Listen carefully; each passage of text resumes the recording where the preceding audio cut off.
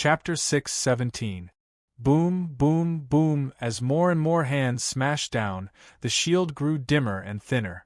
The city grew more chaotic. Something is wrong, Lu Li had been observing from the distance. He felt something was off. After 2 hours, he could not sit still any longer.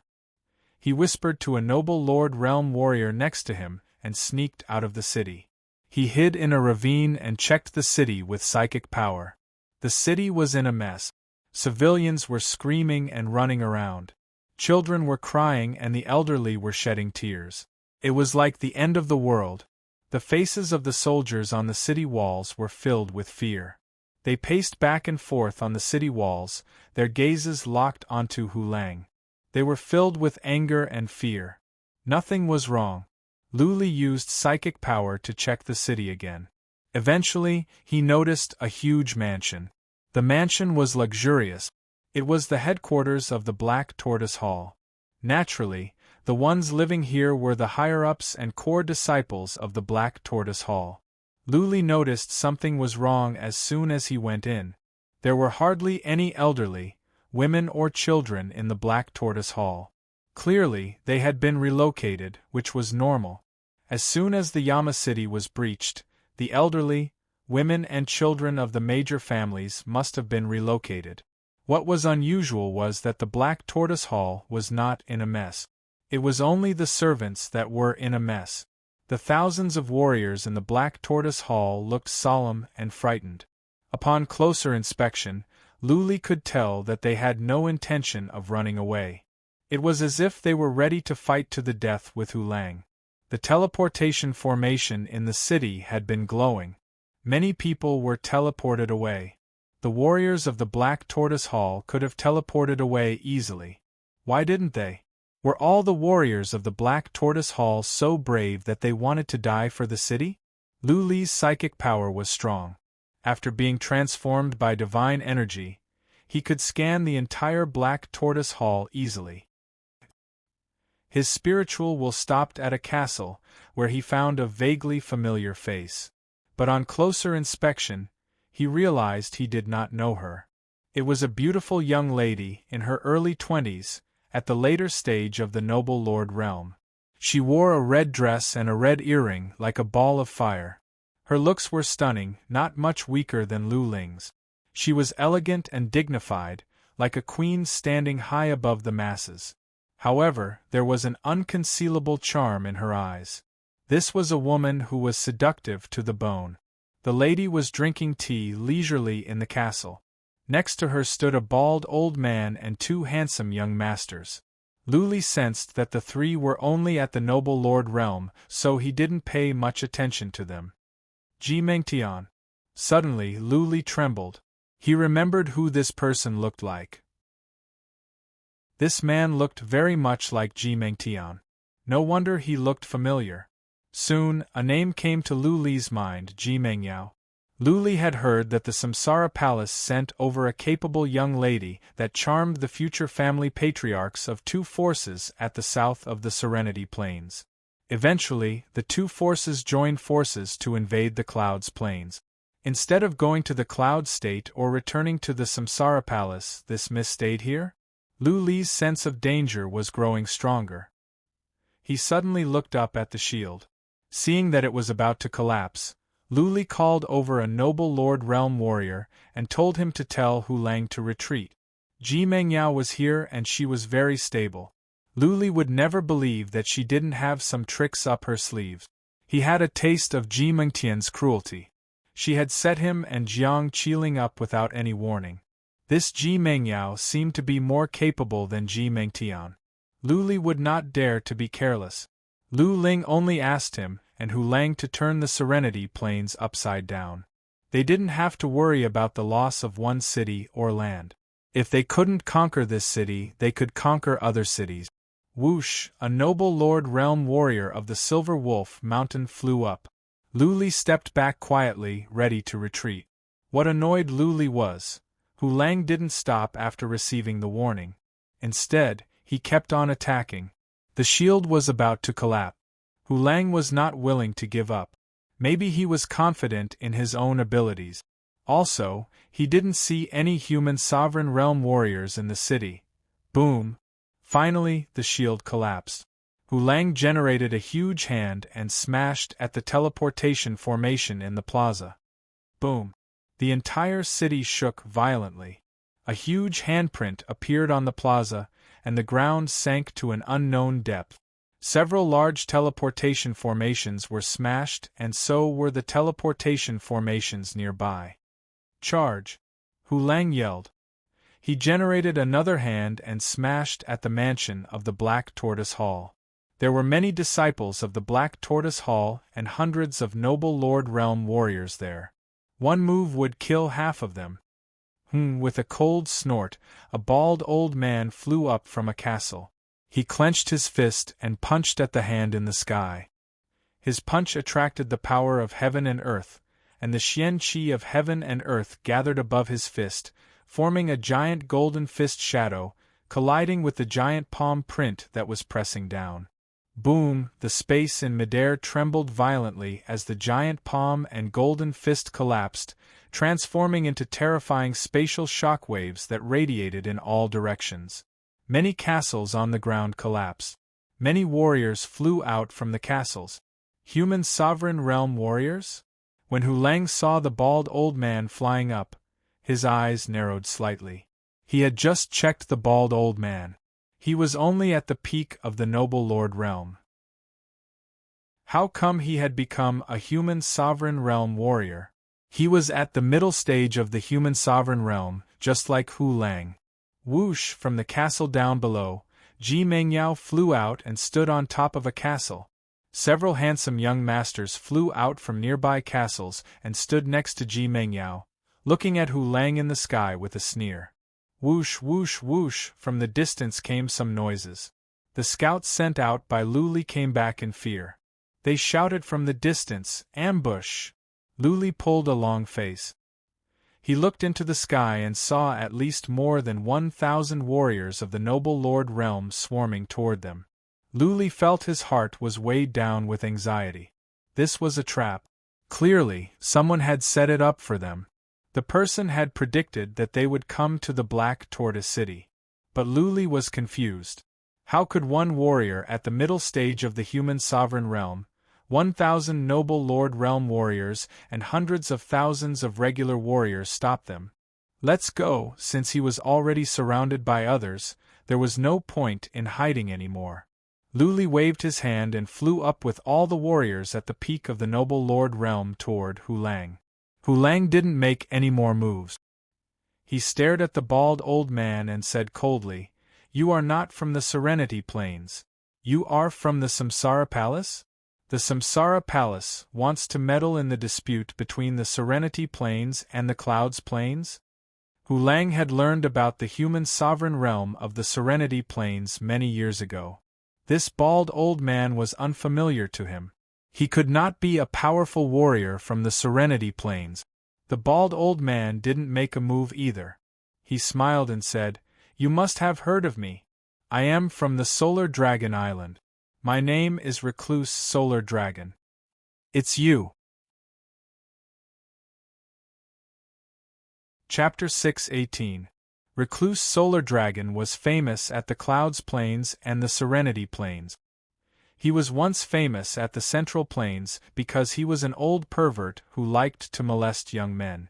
He once dominated a region at the Central Plains. He called himself Recluse Solar Dragon and preferred handsome young men. Because of him, that great region had been plagued by him for many years, causing countless clans in the region to complain. But Recluse Solar Dragon was already at the human sovereign realm back then. The families in that region were angry but didn't dare to say anything. Later on, the old pervert didn't know how to restrain himself. When he was out on a trip, he ran into a young master from a branch of the Pavilion of Blossoms. Seeing that the young master was young and handsome, Recluse Solar Dragon had evil thoughts. He kidnapped the young master and brought him back to the Solar Dragon City. Even though the young master was only a disciple of a branch, the higher-ups of the Pavilion of Blossoms were enraged when they learned about it. They sent someone to hunt down Recluse Solar Dragon and killed his entire family. Recluse Solar Dragon disappeared mysteriously and never showed up at the Central Plains again. The outside world didn't know where the old pervert had gone, but the forces of the Serenity Plains and the Clouds Plains did. The old pervert came to the sea area outside the Serenity Plains and the Clouds Plains and occupied an island. He named it the Solar Dragon Island and stole many handsome young men from the Clouds Plains and the Serenity Plains. The forces of the Clouds Plains and the Serenity Plains were annoyed because of his excessive looting. The Serenity Plains sent out some human sovereign realm warriors, trying to kill Recluse Solar Dragon. But the old pervert was quite resourceful. He withstood the attacks from the human sovereign realm warriors of the Serenity Plains. In the end, they came to an agreement and minded their own business. Recluse Solar Dragon didn't go to the Clouds Plains or the Serenity Plains to steal young men. He had been staying at the Solar Dragon Island. But now, this old pervert was at the Black Tortoise City. Clearly, he was going to help the Serenity Plains. Luli listened to a noble Lord Realm Warrior's description of Recluse Solar Dragon. He raised his eyebrows, turned to Ji Mengyao and said, "You must be a young lady of the Ji family. Are you here at the Black Tortoise City?" Ha ha ha. Ji Mengyao was not timid. She looked into Lu Li's eyes and gave him a bell-like smile. She was naturally seductive, much more powerful than Madame Yan's seduction skill. Many men were mesmerized. Even Lu Li's eyes were filled with passion. Amazing, Lu Li was absolutely sure that this Ji Mengyao had cultivated sophisticated seduction skills. Every frown and every smile of hers was seductive and could stir up the deepest desire in men. She could be a match for Chikur of the Hag race. After a while, Ji Mengtian said to Lu Li gently, "Young Master Lu, what is it? Who stipulates that we can't travel in Yuzhou province? Could it be that Yuzhou is also young Master Lu's territory?" Lu Li knew the role Ji Mengyao played in this battle. He was sure that she was playing tricks behind the scenes. That being said, it was pointless without any proof. He sneered and said, "There was a young lady named Ji Mengtian from your family. She tried to set me up and was tortured by me for a few months. She begged for death. Now, he was exiled to the blood world. Who knew if he was dead or alive? Lady Ji, I hope you will not make a mistake. I, Lu Li, am not a man who has tender feelings for women." While Lu Li was saying this, he kept his eyes on Ji Mengyao. As he had expected, Ji Mengyao's eyes grew colder. There was killing intent in the depth of her eyes. But Ji Mengyao was shrewd. Soon, she giggled, patted her chest and said with fear, "Young Master Lu, don't scare me. I am a coward. I am here for a trip. I don't care about the business of the Serenity Plains and the Clouds Plains." "You are a coward." Looking at Ji Mengyao patting her chest, Lu Li didn't save her any face and said, "But your chest is big. It is said that girls with big breasts are brainless. I hope you are not like that, Lady Ji." Ha ha ha. The nearly 100 warriors of the Silver Wolf Mountain laughed out loud. They all stared at Ji Mengyao's full breasts. Many men in the Black Tortoise Hall turned to Ji Mengyao out of instinct. "You, shameless!" Ji Mengyao could no longer keep her composure, sensing that so many men were staring at her and listening to the obscene laughter of the warriors of the Clouds Plains. She didn't expect that Lu Li didn't have the bearing of a young master of a big family. Instead, he was like a scoundrel in the marketplace. For a moment, she didn't know how to respond. Even though Lu Li was a young master of a big family, he was born in poverty. He didn't have many scruples. As far as he was concerned, Ji Mengyao was not a delicate beauty, but a vicious woman like Ji Mengtian.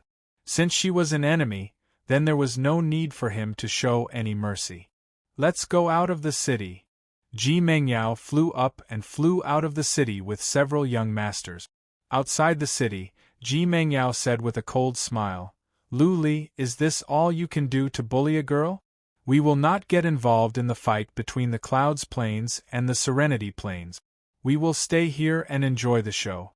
We will see how you will be killed by the warriors of the Serenity Plains. Ji Mingyao's voice was loud. She said it in front of everyone in the city. She had left herself out. She was trying to show that this had nothing to do with them. It was just a coincidence that they ran into each other and saw a show. Set up the formation. Ji Mingyao's words were an order to attack. Recluse Solar Dragon touched his bald head and looked at Lu Li with a lascivious look, which gave Lu Li goosebumps. Whoosh, whoosh, the more than 1,000 noble Lord Realm warriors from all sides spread out and stood in a strange formation. Lu Li and Hu Lang put their guards up. Recluse Solar Dragon wanted to stop them with such a small number of warriors? Did he have something up his sleeves? Hu Lang released his human sovereign realm chi and energy. He shouted, "Bastard Solar Dragon, are you sure you want to go against the Clouds Plains?" Recluse Solar Dragon smiled and said, "The Black Tortoise Hall has offered me a high price. Since I have taken their money, I have to help them." Ha ha! Lu Li and Hu Lang looked at each other and sneered. Recluse Solar Dragon didn't take money from the Black Tortoise Hall, but from the Samsara Palace.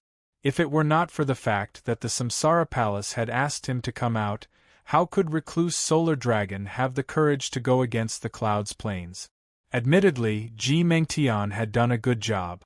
She had asked a famous warrior of the Central Plains to come.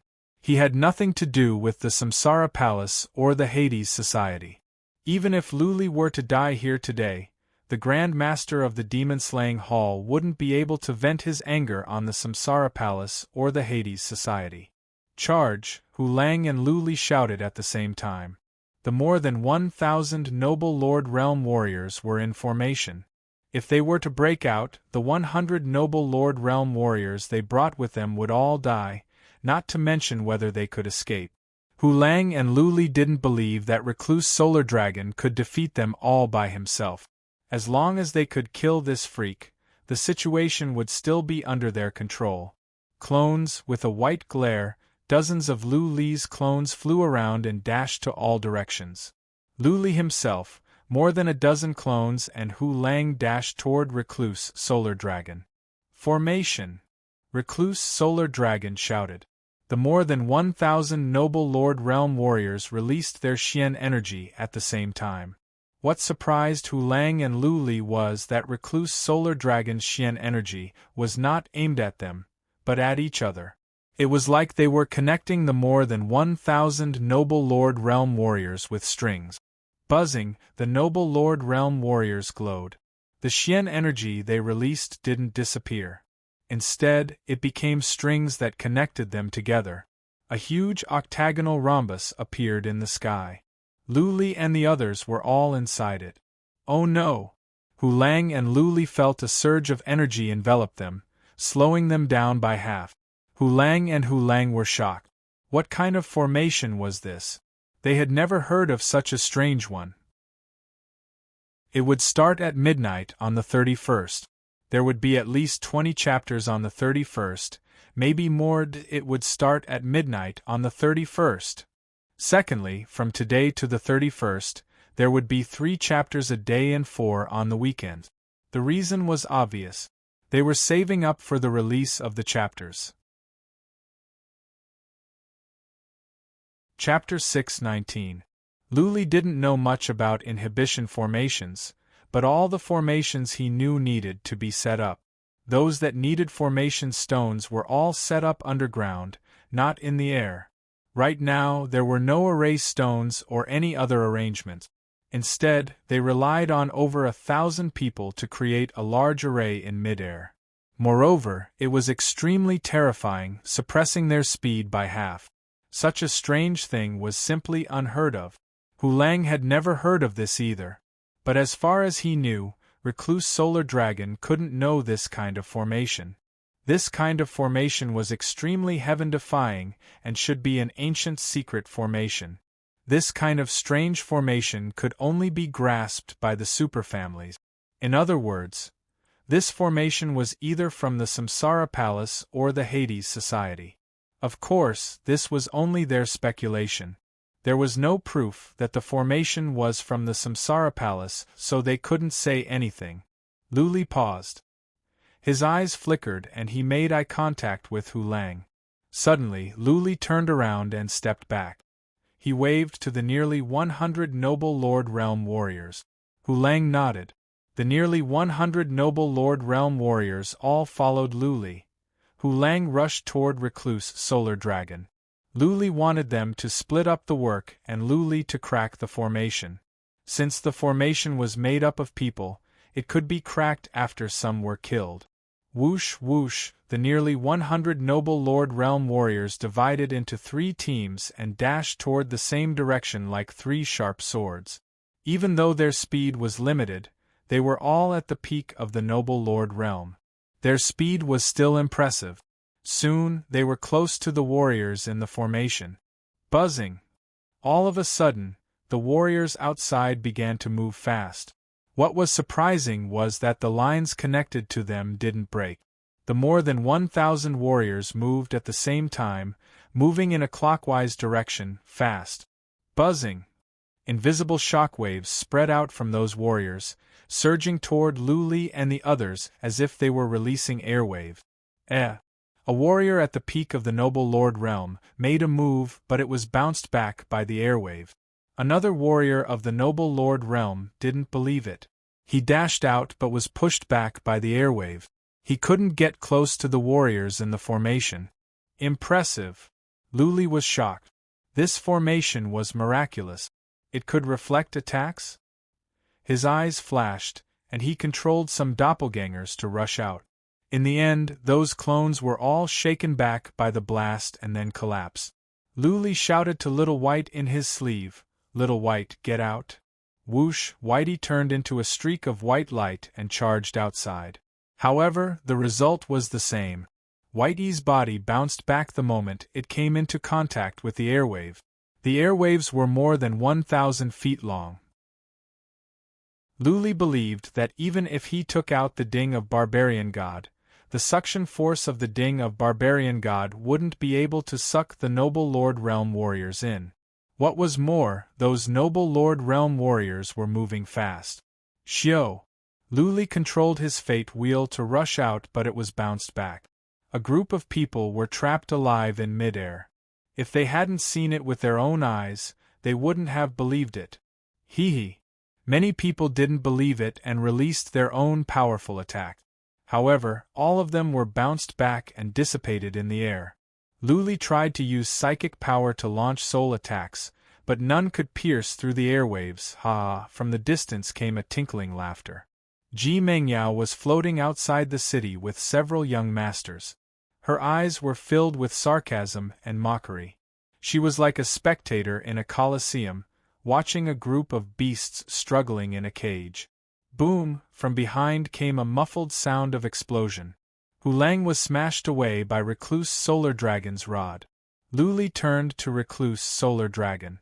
Seeing that his speed was not limited, Luli knew that the formation was ineffective against him. Hu Lang and Recluse Solar Dragon were at the same realm, but Hu Lang's speed was halved. It was understandable that he was smashed away. Hoi! Recluse Solar Dragon dashed over like a flash of lightning. That rod grew larger and larger until it became a huge rod. The huge rod was glaring in a golden color with a dark golden airflow circulating around it. Clearly, it was a holy grade Xian artifact, and not an average one. Move! Luli shouted and steered his fate wheel to dodge to the side. He could fly away, but the other noble Lord Realm warriors were not so lucky. They were gathered together and their speed was suppressed. Recluse Solar Dragon's speed was horrifying. How could they dodge? Bang! A casual strike from Recluse Solar Dragon had smashed 4 or 5 noble Lord Realm warriors into a pulp.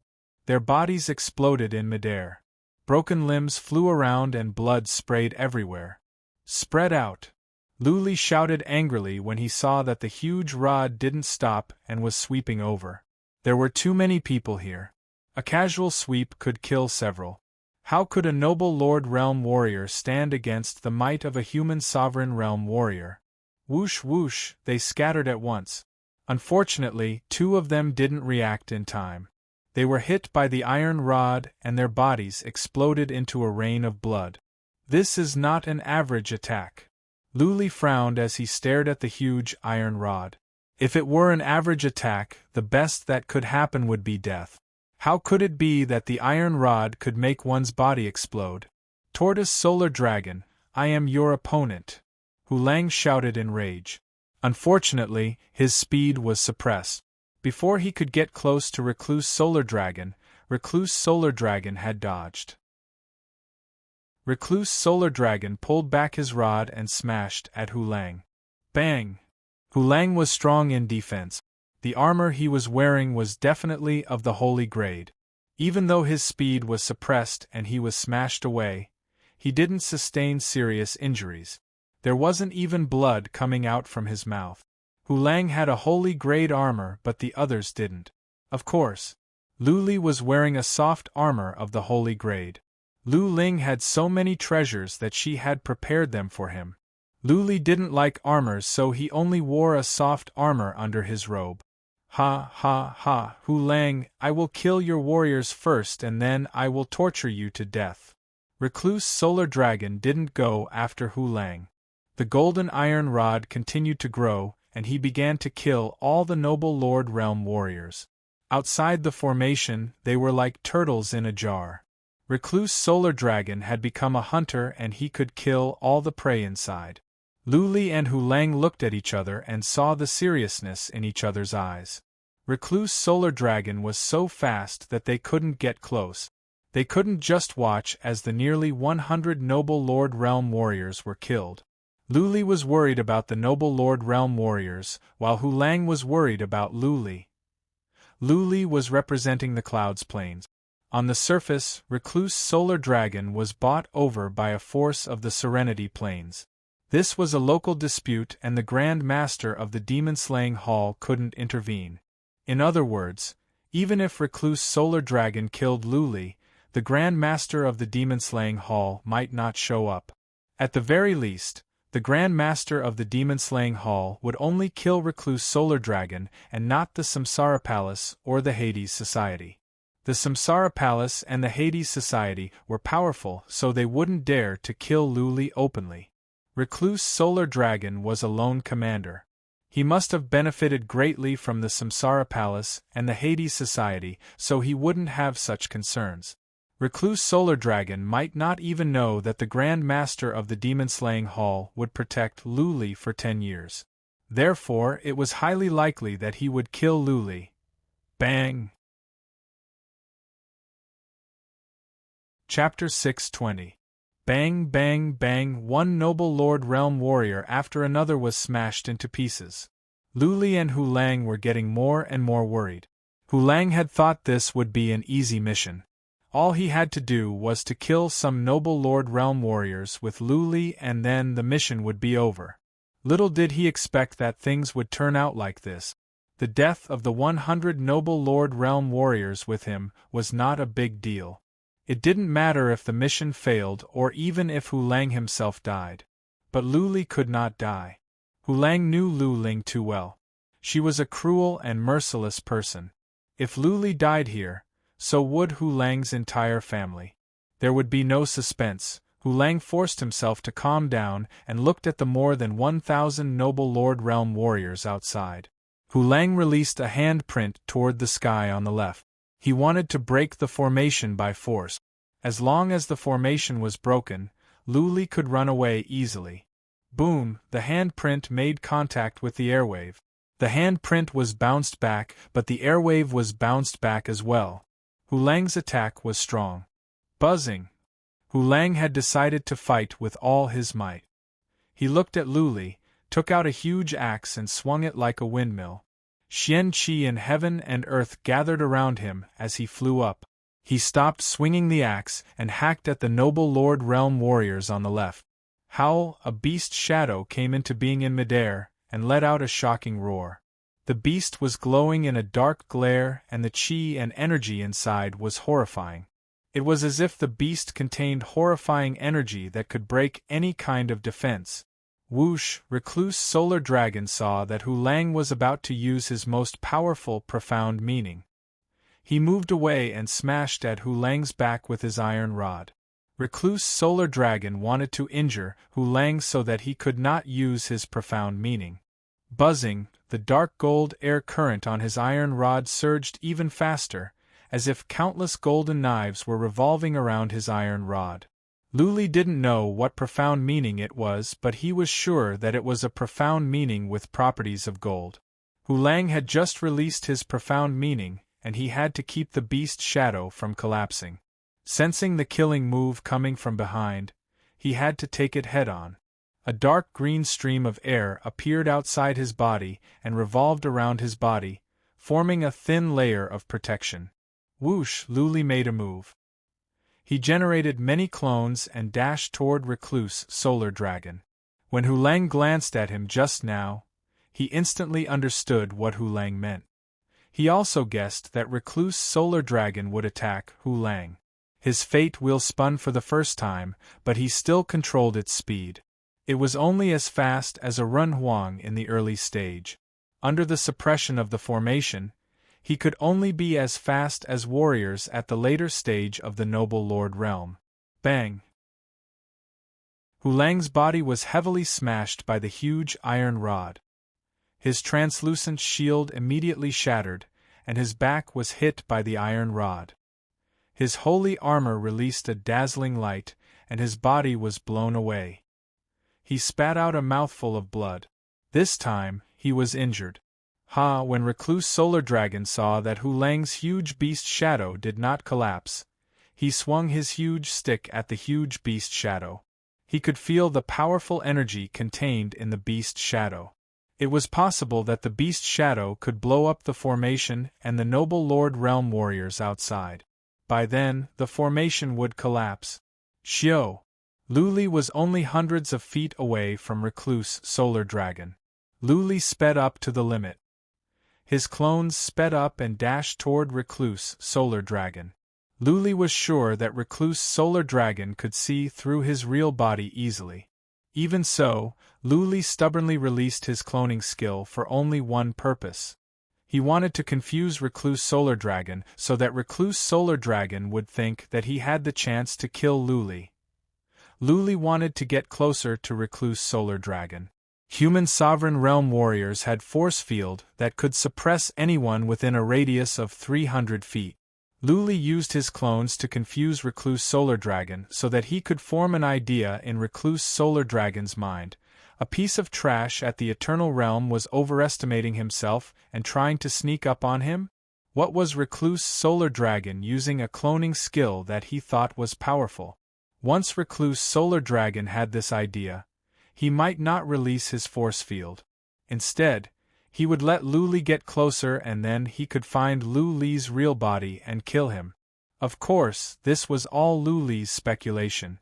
If Recluse Solar Dragon didn't fall for the trap and activated his force field when Lu Li was close, Lu Li would have to wait for his death. Lu Li chose to take a gamble and put his life on the line. Several clones had already dashed toward Recluse Solar Dragon. Recluse Solar Dragon didn't activate his force field city. Instead, he waved his other hand and smashed the clones. Nice! Lu Li was overjoyed to see this. Both his clones and his real body dashed toward Recluse Solar Dragon in a frenzy. 500 feet, 300 feet, 100 feet. When he was only 300 feet away from Recluse Solar Dragon, Lu Li noticed that Recluse Solar Dragon still hadn't activated his force field city. Lu Li's soul trembled. Recluse Solar Dragon had underestimated Lu Li. Underestimating an enemy was fatal. Whoosh! Lu Li and 3 or 4 clones wielded their divine weapons of Dragon King and hacked at Recluse Solar Dragon's head. An ant wants to shake the heavens? Little bastard, you're dreaming! Recluse Solar Dragon controlled the iron rod with his other hand and smashed down. He didn't even look at Lu Li. His smile was filled with contempt. Recluse Solar Dragon's hand suddenly grew and reached for Lu Li's neck in a flash. Instead of using his fist shadows, Recluse Solar Dragon expanded his hand and used a secret skill to grab Luli. As a matter of fact, Recluse Solar Dragon also realized that Luli had an unusual identity. He could talk to Ji Mengyao and suppress her verbally. Recluse Solar Dragon would never believe that Luli was just an average warrior of the Eternal Realm. Nice. Luli's eyes glowed. He would be an idiot to let go of such a good chance. He shouted, "Little White!" Whoosh, Little White and Luli had a tacit understanding. It flew out from Luli's sleeve, landed on Recluse Solar Dragon's hand and bit at Recluse Solar Dragon's wrist. Recluse Solar Dragon glanced over with pain and anger flashing in his eyes. He fixed his eyes on Whitey. Seeing the flesh on his wrist being gnawed by Whitey at a terrifying speed, a murderous aura surged out of him. "Go to hell!" Luli yelled and smashed at Recluse Solar Dragon's head with his divine weapon of Dragon King. Recluse Solar Dragon felt the coldness coming from the divine weapon of Dragon King. His bald head suddenly glared and a golden airstream surrounded it, forming a shield. He had let Luli's divine weapon of Dragon King hack at his head because he had strong means of defense. Otherwise, why would he let someone hack at his head with a weapon? Wait! A moment ago, Recluse Solar Dragon was still thinking about how to kill Little White. But now, he sensed danger from the depth of his soul. He activated Force Field at once, trying to seal Luli up. Bang! Chapter 621. Half a year ago, Luli had reached 10 vibrational waves of strength. Since then, he had been studying this one. Now, he could reach 27 vibrational waves of strength and 12 vibrational waves of soul power. This was a horrifying attack, but Luli wasn't sure if it could shatter Recluse Solar Dragon's soul pond in one move. The 26 waves of energy surged in. When they reached the soul pond, they burst out layer by layer and smashed at Recluse Solar Dragon's soul pond. Recluse Solar Dragon's pupils contracted. There was a glint of fear in the depth of his eyes. The soul pond was the most important part of a human being because the soul was in there. If the soul pond were to explode, the person's soul would be destroyed as well. At first, Recluse Solar Dragon wanted to crush Little White and then kill Luli. But now, he couldn't care less. He closed his eyes and checked his mind to protect his soul pond. Boom, boom, boom, boom, the powerful energy kept on shaking the soul pond. It didn't stop for a single moment. He felt he was standing under a waterfall and being hit by the raging water. Recluse Solar Dragon reacted quickly. He mobilized Xian energy to form a shield around his soul pond to protect himself from Luli's vibrational waves of energy. However, Luli's vibrational waves were strong. They shattered the shield and hit his soul pond time and time again. Recluse Solar Dragon felt a sharp pain in his soul pond. Even his soul was shaken as if it was being torn apart. Recluse Solar Dragon almost gave up and let Luli's energy hit him. Having lived for 500 years, Recluse Solar Dragon had a strong mind. Even though his soul was injured, he made up his mind and continued to gather Xian energy to defend against Luli's attacks. 10, 20, 26. The 26 waves of energy passed in the time for one breath. Recluse Solar Dragon felt it had been 26 years. A huge crack appeared in his soul pond. Luckily, it didn't explode. Otherwise, he would have been dead already. While he was feeling relieved, Luli's soul vibration wave came from behind him. As a human sovereign realm warrior, how could he not have treasures to protect his soul? Recluse Solar Dragon had one outside his soul pond, a bead that could protect him from soul attack. However, this soul shockwave easily penetrated his soul and completely ignored his soul defense treasure. Waves of soul force began to attack his soul, causing his already injured soul to suffer another fierce attack. If Recluse Solar Dragon were not a human emperor, if he were not an old monster who had lived for 500 years, and if his soul were not strong enough, his soul would have been destroyed, or at least turned into a fool. The problem was that there were no ifs. Eventually, Recluse Solar Dragon made it. He raised his head and let out an angry roar. The muscles on his face were twisted, making him look like a ferocious ghost. That howl was filled with heart-wrenching pain. His soul had been heavily injured, and it was almost unbearable for him. He almost fainted. Everything happened in a split second. Seeing Recluse Solar Dragon howling, Luli sighed to himself. He knew that his vibration waves were not enough. If he had 20 more, Recluse Solar Dragon's soul pond would have been shattered. Boom. He had a total of 27 shockwaves, but he only sent 26 of them in. The last one was naturally left behind to prevent any accident.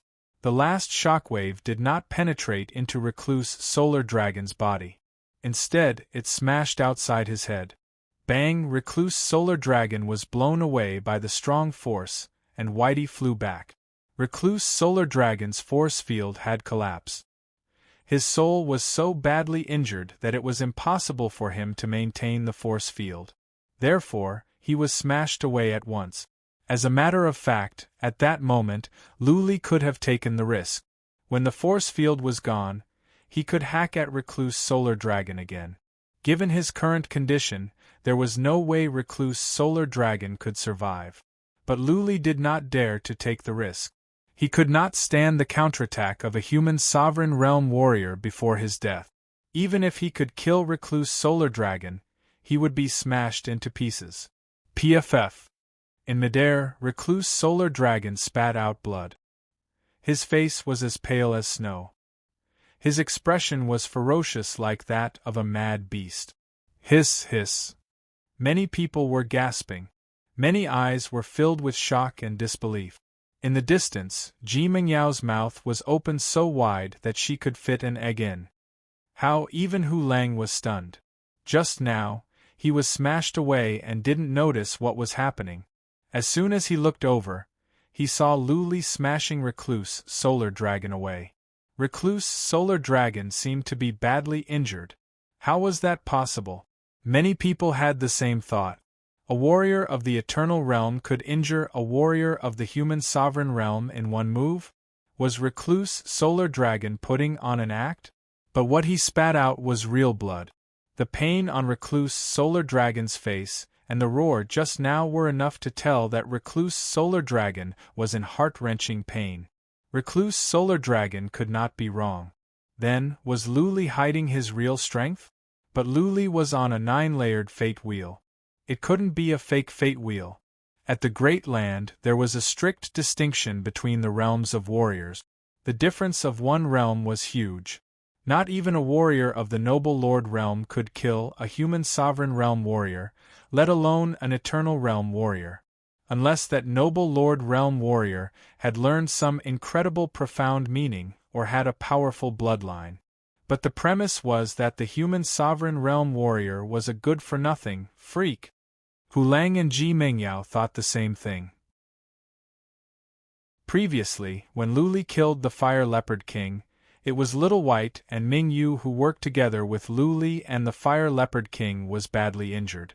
Back then, Hu Lang was not so shocked. But now, he could clearly tell that Recluse Solar Dragon was more powerful than him. Naturally, he exclaimed. Ji Mengyao thought of her sister, Ji Mengtian. She was her sister, a sister that made her feel inferior. She used to be the most important young lady of the Ji family. When Ji Mengtian grew up, the position was given to her and Ji Mengyao accepted it willingly.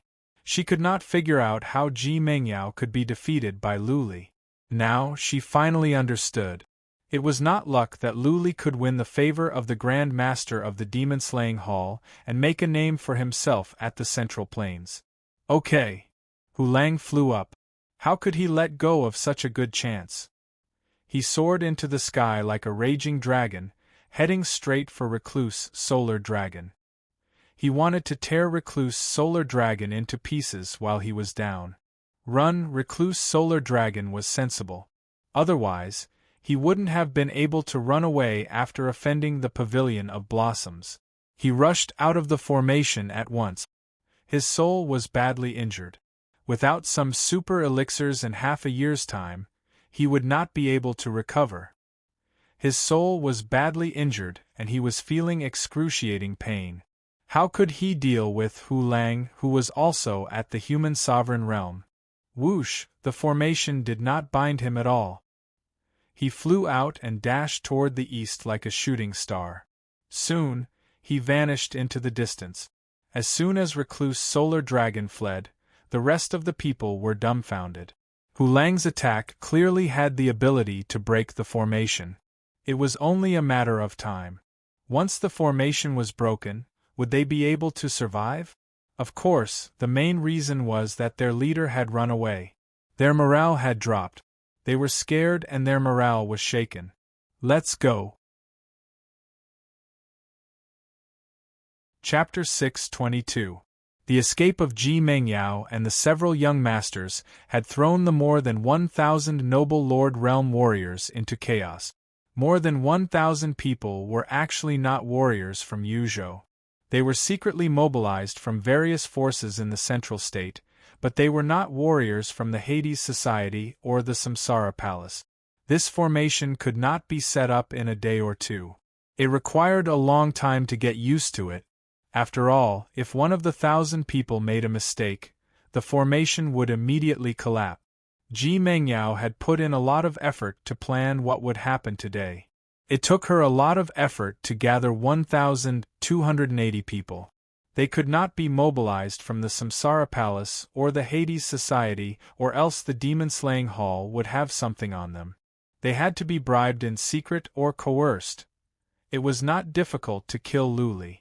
The difficulty was that the Samsara Palace and the Hades Society could not be implicated and no evidence could be left behind.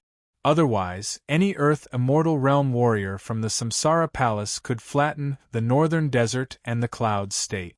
The leaders of the Samsara Palace and the Hades Society didn't plan this.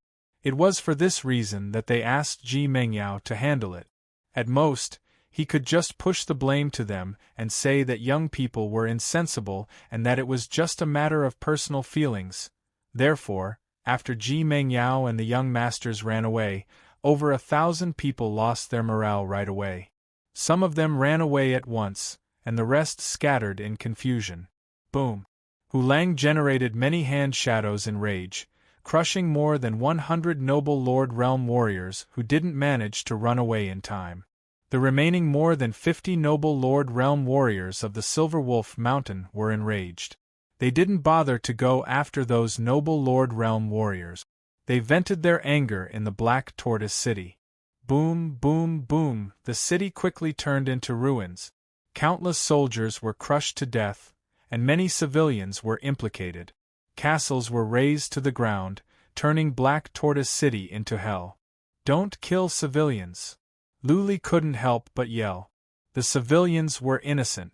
It was normal for forces to fight to the death, but the civilians were innocent. The noble Lord Realm warriors of the Silver Wolf Mountain who had lost their minds came back to their senses. It was because Luli had hurt recluse Solar Dragon in one move. Luli had established supreme authority in their hearts. Nobody dared to disobey him. Run! The Black Warrior City's cultivators finally came to their senses and fled in all directions, not daring to stay any longer. Kill! Hu Lang bellowed in rage. This time, his entire army was almost wiped out. If Luli died, so would his entire race. He suppressed the fire in his heart, and like a ferocious tiger, he released the fastest killing divine ability. He condensed a large palm imprint and slammed it towards the castles of the Black Martial Hall. The castles were all filled with the martial artists of the Black Martial Hall. I will go after Ji Mengyao. As a matter of fact, Luli was also holding back his anger. He didn't want to kill these low-level warriors. Killing did not bring him pleasure. The people of the Ji family had schemed against him again and again, which made him very angry at the Ji family. He wished he could kill his way into the Ji family and wipe out the Samsara Palace. I'll go with you. Hu Lang dared not to let Luli leave by himself. Before he left, he said to the dozens of noble Lord Realm warriors, listen to the state counselor. Warriors can be killed but civilians cannot be harmed. After chasing for 6 hours, we'll meet up at the Central Sky Dragon City. They almost died this time. Dozens of noble Lord Realm warriors of the Silver Wolf Mountain were killed. Naturally, Hu Lang would not give up the chance to get back at them. He left more than 50 warriors at the peak of the noble Lord Realm to chase after them for 3 days. As for how many warriors of the Black Martial Hall could escape, Hu Lang didn't care. He sped up to the limit and chased after Luli, only to realize that Luli was faster than him. Hu Lang curled his lips. Luli was a freak.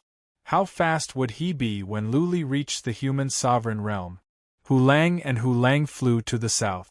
On their way, they ran into some fleeing warriors. Luli didn't kill them, but Hu Lang didn't hesitate to kill them all. Hu Lang expanded their psychic power to the extreme, trying to find Ji Mengyao and the others. They didn't run for long. It was just that Luli was ahead of them for the time for half an incense stick to burn. Theoretically speaking, they couldn't have gone far. At most, they could have gone more than 300,000 miles. However, Luli and Hu Lang flew for hundreds of thousands of miles, but they still couldn't catch up with them. Luli's eyes flickered. He stopped on the spot and looked at Hu Lang, who was behind him. Both of them frowned. Clearly, they were going in the wrong direction. Ji Mengyao must have changed her direction after running for a while. Otherwise, Hu Lang would have caught up with her. The most powerful of the four was only at the later stage of the Noble Lord Realm, so they couldn't be fast. If they didn't go to the south, then they had to go to the east and the west. The east was the direction of the Central Plains. Recluse Solar Dragon had gone there. Hu Lang thought about it and said, "Should we go to the east?" "No. To the west." Luli shook his head and said, "Ji Mengyao is a smart girl. Logically speaking, they will go to the Central Plains. But smart people don't like to play by the rules. So, to the west." "All right," Hu Lang nodded. It was a gamble anyway. It all depended on their luck. The longer they waited, the harder it would be to find them. This was not the Clouds Plains, not their territory. Hu Lang dashed toward the west in a blur at the top of their speed. They flew parallel to each other with a distance of 30 miles. This way, it would be easier to find them. After flying for an hour, Hu Lang suddenly roared, "Where do you think you're going? We caught up with them?" Luli was overjoyed. He rushed toward Hu Lang and saw that Hu Lang was chasing after 3 people, all of them males. Luli didn't go after Hu Lang. He sneered and used psychic power to check around while he circled around. After a while, he noticed some movement of inhibition formations in a small valley. Luli sneered. He shot a ray of Xian energy at the valley. Bang! The inhibition formations in the valley glowed, and then the view changed. A beautiful girl stood there, looking at Luli with a pitiful look and said, "Young Master Lu, why are you so ruthless? I am a young lady of the immediate Ji family. Killing me will do you no good." "Ha ha!" Luli smiled. Ji Mengyao was only at the later stage of the Noble Lord Realm, so she was not a threat to him. Hu Lang would be back soon. Luli wasn't afraid that Ji Mengyao would play tricks on him. He said, "Killing you will do us no good indeed. But you almost killed me today. If I get back at you, I will not be able to vent my anger. What do you think I should do?" Ji Mengyao's fear grew. Her pitiful look could soften any man's heart.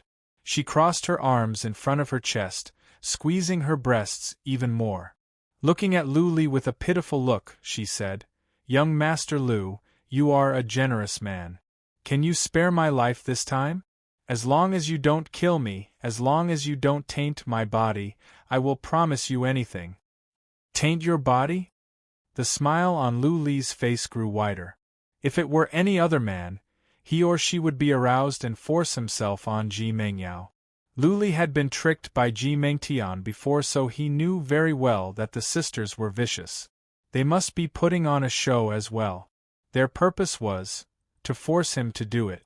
A beautiful woman's body was a lethal weapon that could kill many heroes unknowingly. Luli believed that Ji Mengyao must have something up her sleeve. If he were to force himself on her, he might die without knowing why.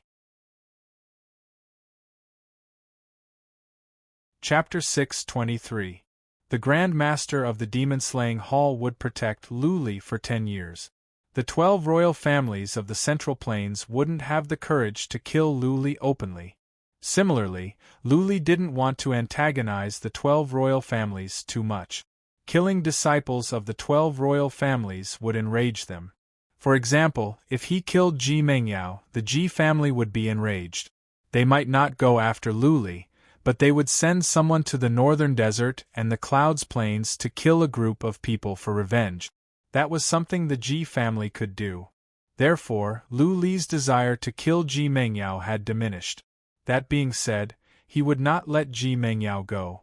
After some thoughts, he said coldly, "Ji Mengyao, I can spare your life. Take off your clothes." "Take off my clothes?" Ji Mengyao was stunned. Then she said with shame and anger, "Lu Li, what are you thinking? How dare you defile me? I will not let you go even if I become a ghost." "Ha ha!" Lu Li laughed. He was certain now, Ji Mengyao was seducing him on purpose. She had been emphasizing that he should not defile her body. As a matter of fact, she wanted him to rape her. Lu Li would not believe that there was no trick in this. Lu Li pulled a long face. He took out his divine weapon of Dragon King and shouted, "Die or take off your clothes. Make your choice. I will give you the time for 10 breaths." Ji Mengyao's eyes flickered. She wanted Lu Li to rape her, but that didn't mean she could let him do whatever he wanted. How could she, the eldest daughter of the Ji clan, do such a thing in the wilderness, completely naked? She made up her mind and said, "Lu Li, if you want to kill me, then do it. A disciple of the Ji family would rather die than be humiliated." Buzzing, Lu Li didn't hold back. He used his psychic power to attack at Ji Mengyao's soul pond. Outside her soul pond, as expected, there was a piece of treasure to protect her soul. A blue shield enveloped her soul and blocked Lu Li's psychic power. The piece of treasure was strong, but it didn't mean much to Lu Li.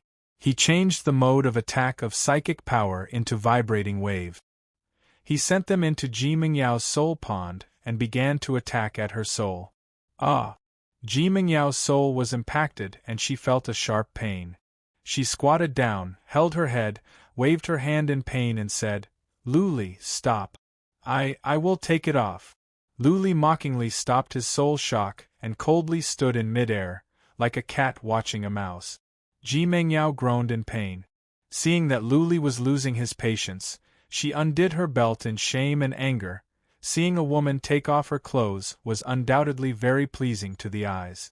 If this woman was extremely beautiful and shyly took off her clothes in the wilderness, it would definitely cause many men's blood to surge and their bestial instincts to erupt. Ji Mengyao looked at Lu Li pitifully with grievances. Tears welled up in her big eyes. If it were not for the fact that Lu Li knew this girl was as vicious as Ji Mengtian, he might have been fooled by her and pounced on her. As her clothes fell off one by one, a perfect body was gradually revealed. Ji Mengyao only had a pink dudu on. Her slender legs and smooth shoulders were completely exposed. Her ample breasts pushed up the dudu. A small part of her breasts was exposed, giving off a pink luster. "Lu Li, is that all?" Ji Mengyao looked at Lu Li with a pitiful look. Her shy expression could make any man feel tender affection for her. Her face turned bright red, and her skin glowed with a faint pink luster. She was like a ripe peach that people couldn't help but want to take a few bites of. Lu Li gulped out of instinct. He stared at her, but inside, he was sneering. Ji Mengyao had begun to use her seductive skill on him invisibly. Through the hag race, Lu Li had gained some understanding of seductive skills. His soul was strong and his resistance was enhanced. Naturally, Ji Mengyao's tricks could not fool him. He shouted, waved the divine weapon of Dragon King in his hand and said, "Not enough. Go on, you." Ji Mengyao bit her lips. Her body trembled and her breasts bounced up and down. After a moment of hesitation, She pulled the band on the back of her neck and pulled off the doudou. But she quickly covered up her breasts and her breast. She really is a stunner. Lu Li nodded to himself. Ji Mengtian was even more beautiful than Ji Mengyao. He wondered if Ji Mengtian would be more attractive without her clothes on. Lu Li sized Ji Mengyao up and down without the slightest scruple. He even circled around her on his fate wheel, admiring her beauty. Ji Mengyao was both embarrassed and angry. She kept staring at Lu Li. After a while, she realized that Lu Li didn't pounce on her. She frowned in confusion. Ji Mengyao was very confident about her looks. She also specialized in seductive skills. She believed that few men in the world could resist her seduction, unless that man was as lustful as recluse Solar Dragon or he was a real Lu Shihui. At first, she was seducing Lu Li on purpose, trying to get him to have sex with her. She was confident that as long as Lu Li slept with her, not only could she protect her life, but she could also make Lu Li suffer. She thought Lu Li was lustful when he asked her to take off her clothes. She was waiting for Lu Li to pounce on her like a beast and rub himself on her. But he didn't. Instead, he kept circling around her. She was confused, embarrassed. After a while, Lu Li finally said, "Give me your interspatial ring." Ji Mengyao's expressions changed. She had a bad feeling. She glared at Lu Li and said, "Lu Li, don't go too far. You can rape me, but you want my money? I don't have any treasures in my interspatial ring." Cut the crap. Lu Li forced his psychic power into Ji Mengyao's mind again. The divine weapon of Dragon King glowed in his hand as he said coldly, "Either give me the interspatial ring or I will destroy your soul." "Fine, you win." Sensing that powerful soul energy was about to surge in from outside her soul pond, Ji Mengyao took out her interspatial ring and threw it to Lu Li. Lu Li caught the interspatial ring and whispered to Little White in his sleeve, "Little White, take out the ding of Barbarian God and put her in." Buzzing. Between Little White's eyebrows glowed. The ding of Barbarian God whooshed out and enlarged in midair. The lid was opened and a strong suction force enveloped Ji Mengyao. Lu Li, you are despicable and shameless. You are worse than a beast." Ji Mengyao turned pale with fright. She would be an idiot if she still couldn't understand at this moment. Lu Li had never been charmed by her. He had never thought of playing with her body. She knew the ding of Barbarian God very well. Her sister, Ji Mengtian, and others were tortured in there. Once she was sucked into the ding of Barbarian God, what awaited her would be hellish torment. Whoosh, her body glowed and a fire phoenix mark appeared on her neck. She was about to use her bloodline skill to attack Lu Li. She flew to the sides, trying to get rid of the suction force of the ding of Barbarian God. "Ha ha!" Lu Li grinned. His strong psychic power spread into Ji Mengyao's soul pond in the form of vibration wave. Ji Mengyao cried out in pain. She didn't have the time to release her bloodline skill. Unable to fight against the suction force, she was sucked into the ding of Barbarian God. Bang! Chapter 624. Standing naked in the ding of Barbarian God, Ji Mengyao was truly scared this time. Everything was out of her control. Hearing Lu Li's words, she turned pale with fright. She was a young lady of the Ji family. Even though she was not pure, she was a well-known social butterfly at the Central Plains. She had had fun with many young masters. That being said, she didn't think she was a slut. Average young masters could never lay a finger on her. Just the thought of being raped by 1,000 strong men for a year sent chills down her spine. This was worse than killing her. After all, she was a young lady of the immediate Ji family. If the news got out, she would be too ashamed to live on. As for how to throw 1,000 strong men in and how could regular strong men rape her, she didn't even think about it. She was just trembling in fear. Things were out of her control. Humans would wear clothes the moment they were born. Wearing clothes on the body could keep them warm, cover them up, and give them a sense of security. Ji Mengyao was naked. Her interspatial ring was taken by Luli, so she couldn't make clothes out of thin air. This made her feel very insecure, and she was extremely terrified. It was pitch dark in the ding of Barbarian God. She couldn't even see her fingers in front of her. Even that could make a girl feel uneasy. Luli's threat made Ji Mengyao lose her composure. She was filled with fear, of course. Luli wouldn't throw 1,000 strong men in. He just wanted to scare Ji Mengyao and get back at her.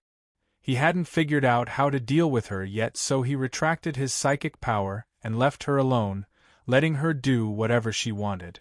Whoosh! From the distance, a man flew back. It was Hu Lang with 3 young masters in his hands. The 3 young masters were covered in blood. Many of their bones were broken, and they were badly injured. Boom!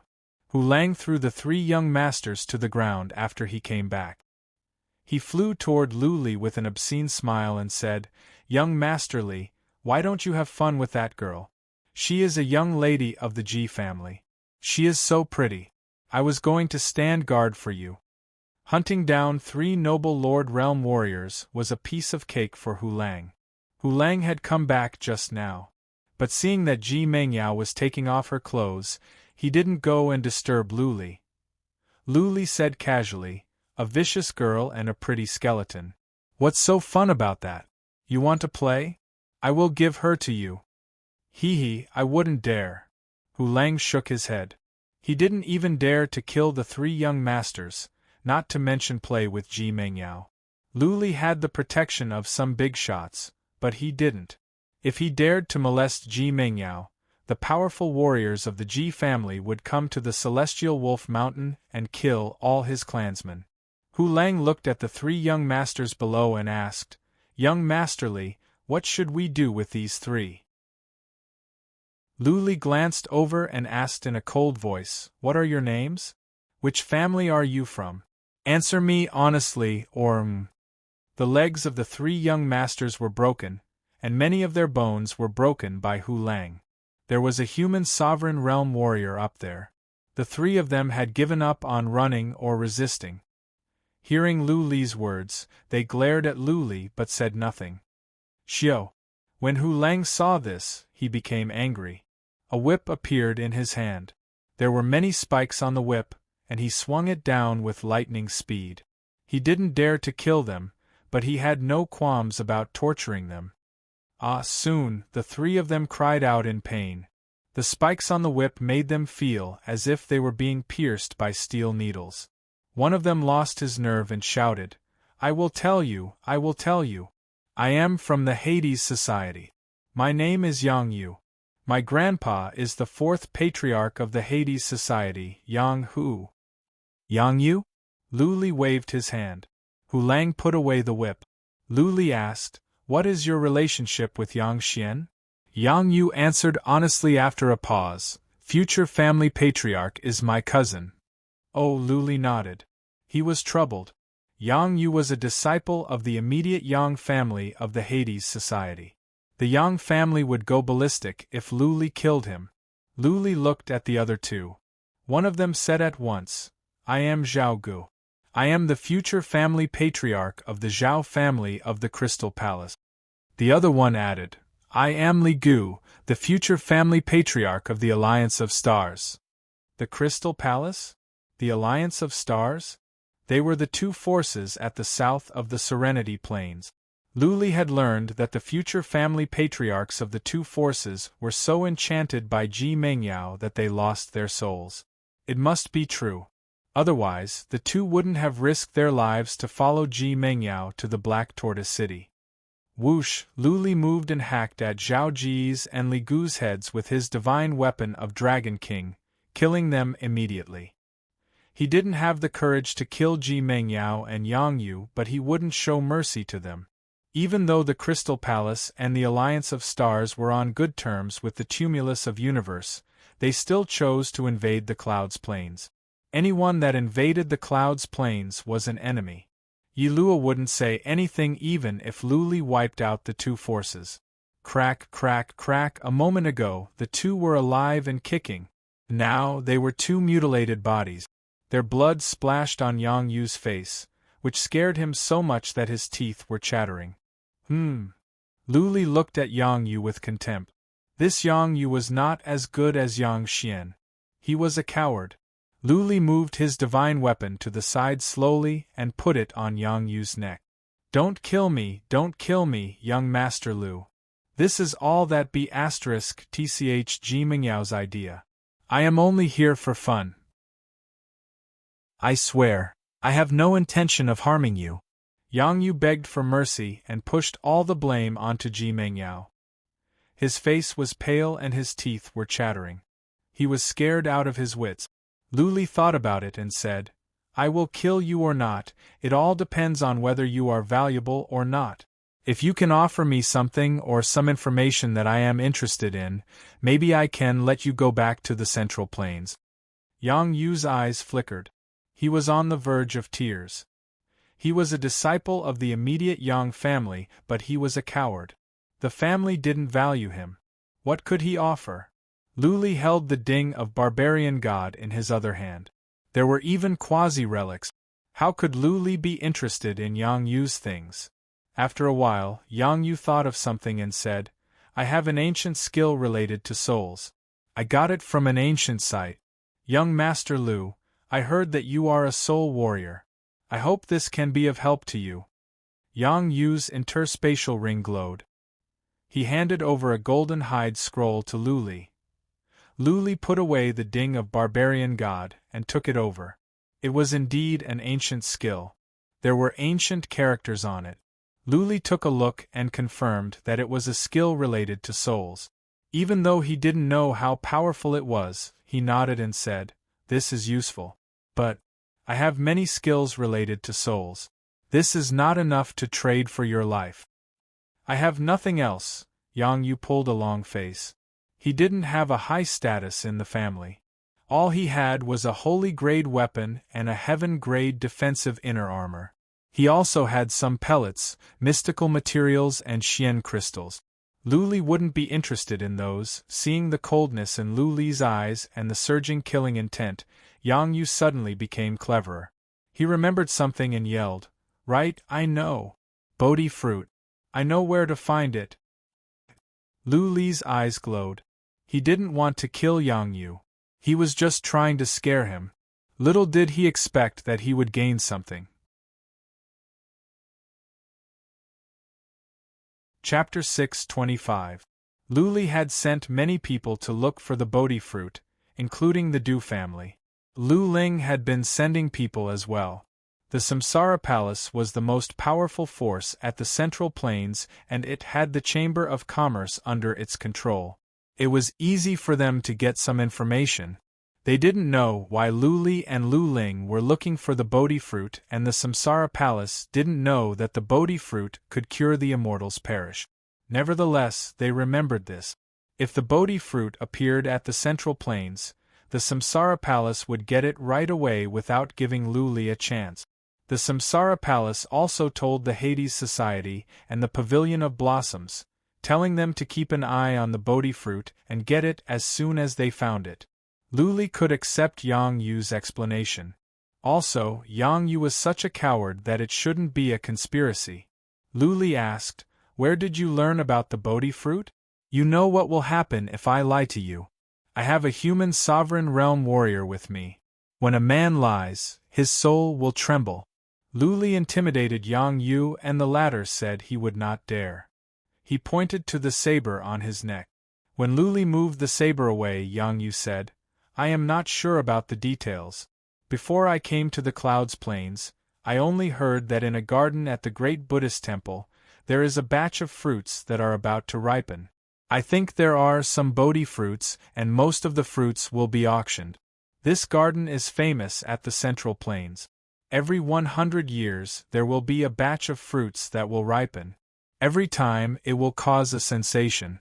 Young Master Lu, this information is absolutely true. If I lied to you, I will die a horrible death. Lu Li turned to Hu Lang who thought about it and said, The great Buddhist temple does have a famous garden. In the past, the great Buddhist temple was not powerful. But because of the garden, powerful warriors have been trained. Over the past thousands of years, the great Buddhist temple has been rising rapidly. Now it ranks among the top 5 at the Central Plains. Lu Li turned to Yang Yu and asked, "Do you know when the great Buddhist temple is going to auction the fruits?" "Yes," Yang Yu said with certainty, "in 2.5 months, September 19th of the Central Plains." Hu Lang did some calculations and said, "If I am right, it will be in 2.5 months. Okay." Lu Li took out the Ding of Barbarian God, and took Yang Yu's interspatial ring, and let Little White put Yang Yu in. He then took Li Gu's and Li Gu's interspatial rings, and threw their corpses into them. Only then did he grab the shrunken Ding of Barbarian God in satisfaction. Ji Mengyao was in a state of panic. All of a sudden, someone flew in. She thought Lu Li had brought a strong man in to rape her. 2 black phoenix marks immediately appeared on her neck. She was about to attack, but she only stopped when she discovered that it was Yang Yu with her divine telekinesis. Yang Yu? Soon, Ji Mengyao realized something. She was still naked. She had always looked down on Yang Yu, the good-for-nothing. She wouldn't even let him touch her fingers. How could she be standing in front of him naked? Yang Yu smashed into the Ding of Barbarian God and hurt his wounds. He groaned and grimaced in pain. Hearing Ji Mengyao scream, he glanced over with his spiritual power. Both of them were dumbfounded. Yang Yu opened his mouth wide. He saw that Ji Mengyao was covering her breasts with one hand and her secret area with the other. Even though he was badly injured, he could not help but have some reaction. Ji Mengyao was about to go crazy. She had always looked down on Yang Yu, but now she was so pathetic in front of him. He was watching for free, which made her feel embarrassed, angry, and humiliated. She even wanted to die. Boom! 2 shadows smashed in. Ji Mengyao thought it was more people, which drove her even more crazy. She was relieved to find 2 dead bodies with psychic power. No, Lu Li, you bastard, you devil! Ji Mengyao's pupils contracted. She recognized that the 2 bodies were Li Gu and Zhao Gu. A while ago, they were still in love with her. In a blink of an eye, they had become cold corpses. Ji Mengyao finally understood how Lu Li was going to torture her. He was going to take off her clothes, take off her interspatial ring, throw in Yang Yu and 2 dead bodies. The 2 bodies belonged to men who used to be in a relationship with her. Was Lu Li going to imprison her for some time to drive her crazy? Ji Mengyao was having a nervous breakdown. All her interspatial rings were taken away by Lu Li. She had to stay naked. Yang Yu, Li Gu, and Zhao Gu were all whipped. Their robes were torn. Even if they were taken from the dead bodies, they would not be able to hide anything, not to mention that their robes were covered in blood. Without interspatial rings, there would be no food and water. Their realms were enough for them to go without food and water for a month. But what about peeing and defecating? Ji Mengyao lost her mind thinking about defecating in front of Yang Yu and the 2 smelly bodies next to her. She released her black phoenix and attacked at the lid again and again. However, the Ding of Barbarian God was a quasi-relic. Average warriors could not crack it open. However, when the fire phoenix attacked, the lid glowed, lighting up the entire space. Yang Yu had a feast for his eyes. Ji Mengyao was releasing all kinds of attacks in a rage. She was swaying her body. Stop attacking, or else the temperature here will burn us to a crisp. Yang Yu noticed a problem. The black phoenix of the Ji family had a high temperature. There was only so much space in the Ding of Barbarian God. Every time the black phoenix was released, the temperature would rise. Lu Li, kill me if you have the guts. Kill me if you have the guts! Ji Mengyao shouted in grief and indignation. She saw Yang Yu staring at her from the corner of her eye. She yelled in anger, "What are you looking at? You men are all rotten. I will gouge your eyes out if you stare at me again." Yang Yu looked away in embarrassment, but he was still sneaking glances at her. He had an open mind. If Lu Li wanted to kill him, he would kill Ji Mengyao as well. It would be worthwhile to die with such a beautiful woman. If Lu Li didn't kill him, he would be more than happy to be trapped here. Ji Mengyao felt that Yang Yu had been peeping at her. She walked to the two corpses with her teeth clenched. She tore off some blood-stained rags and wrapped them around her body. Though it made her more tempted, she felt better. She had deceived herself. Swish, swish, unexpectedly, in the next second, the lid of the cauldron shone brightly. Streaks of electric arcs flew around and struck them in an unending stream. Soon, their bodies began to emit black smoke. There wasn't much cloth on the two of them and the two corpses. All of them were burnt into black powder. Ji Mengyao was trembling. Her skin and hair were damaged. Many parts of her skin were burnt. Her hair was disheveled. She looked like a ghost. She was no longer a stunning beauty. Lady Mengyao. A mocking voice came from inside. You are so pretty and sexy. I can't appreciate you with your clothes on. I think it's better if you don't wear them. Well, I will go to the Samsara city later, and leave you at the plaza in the city.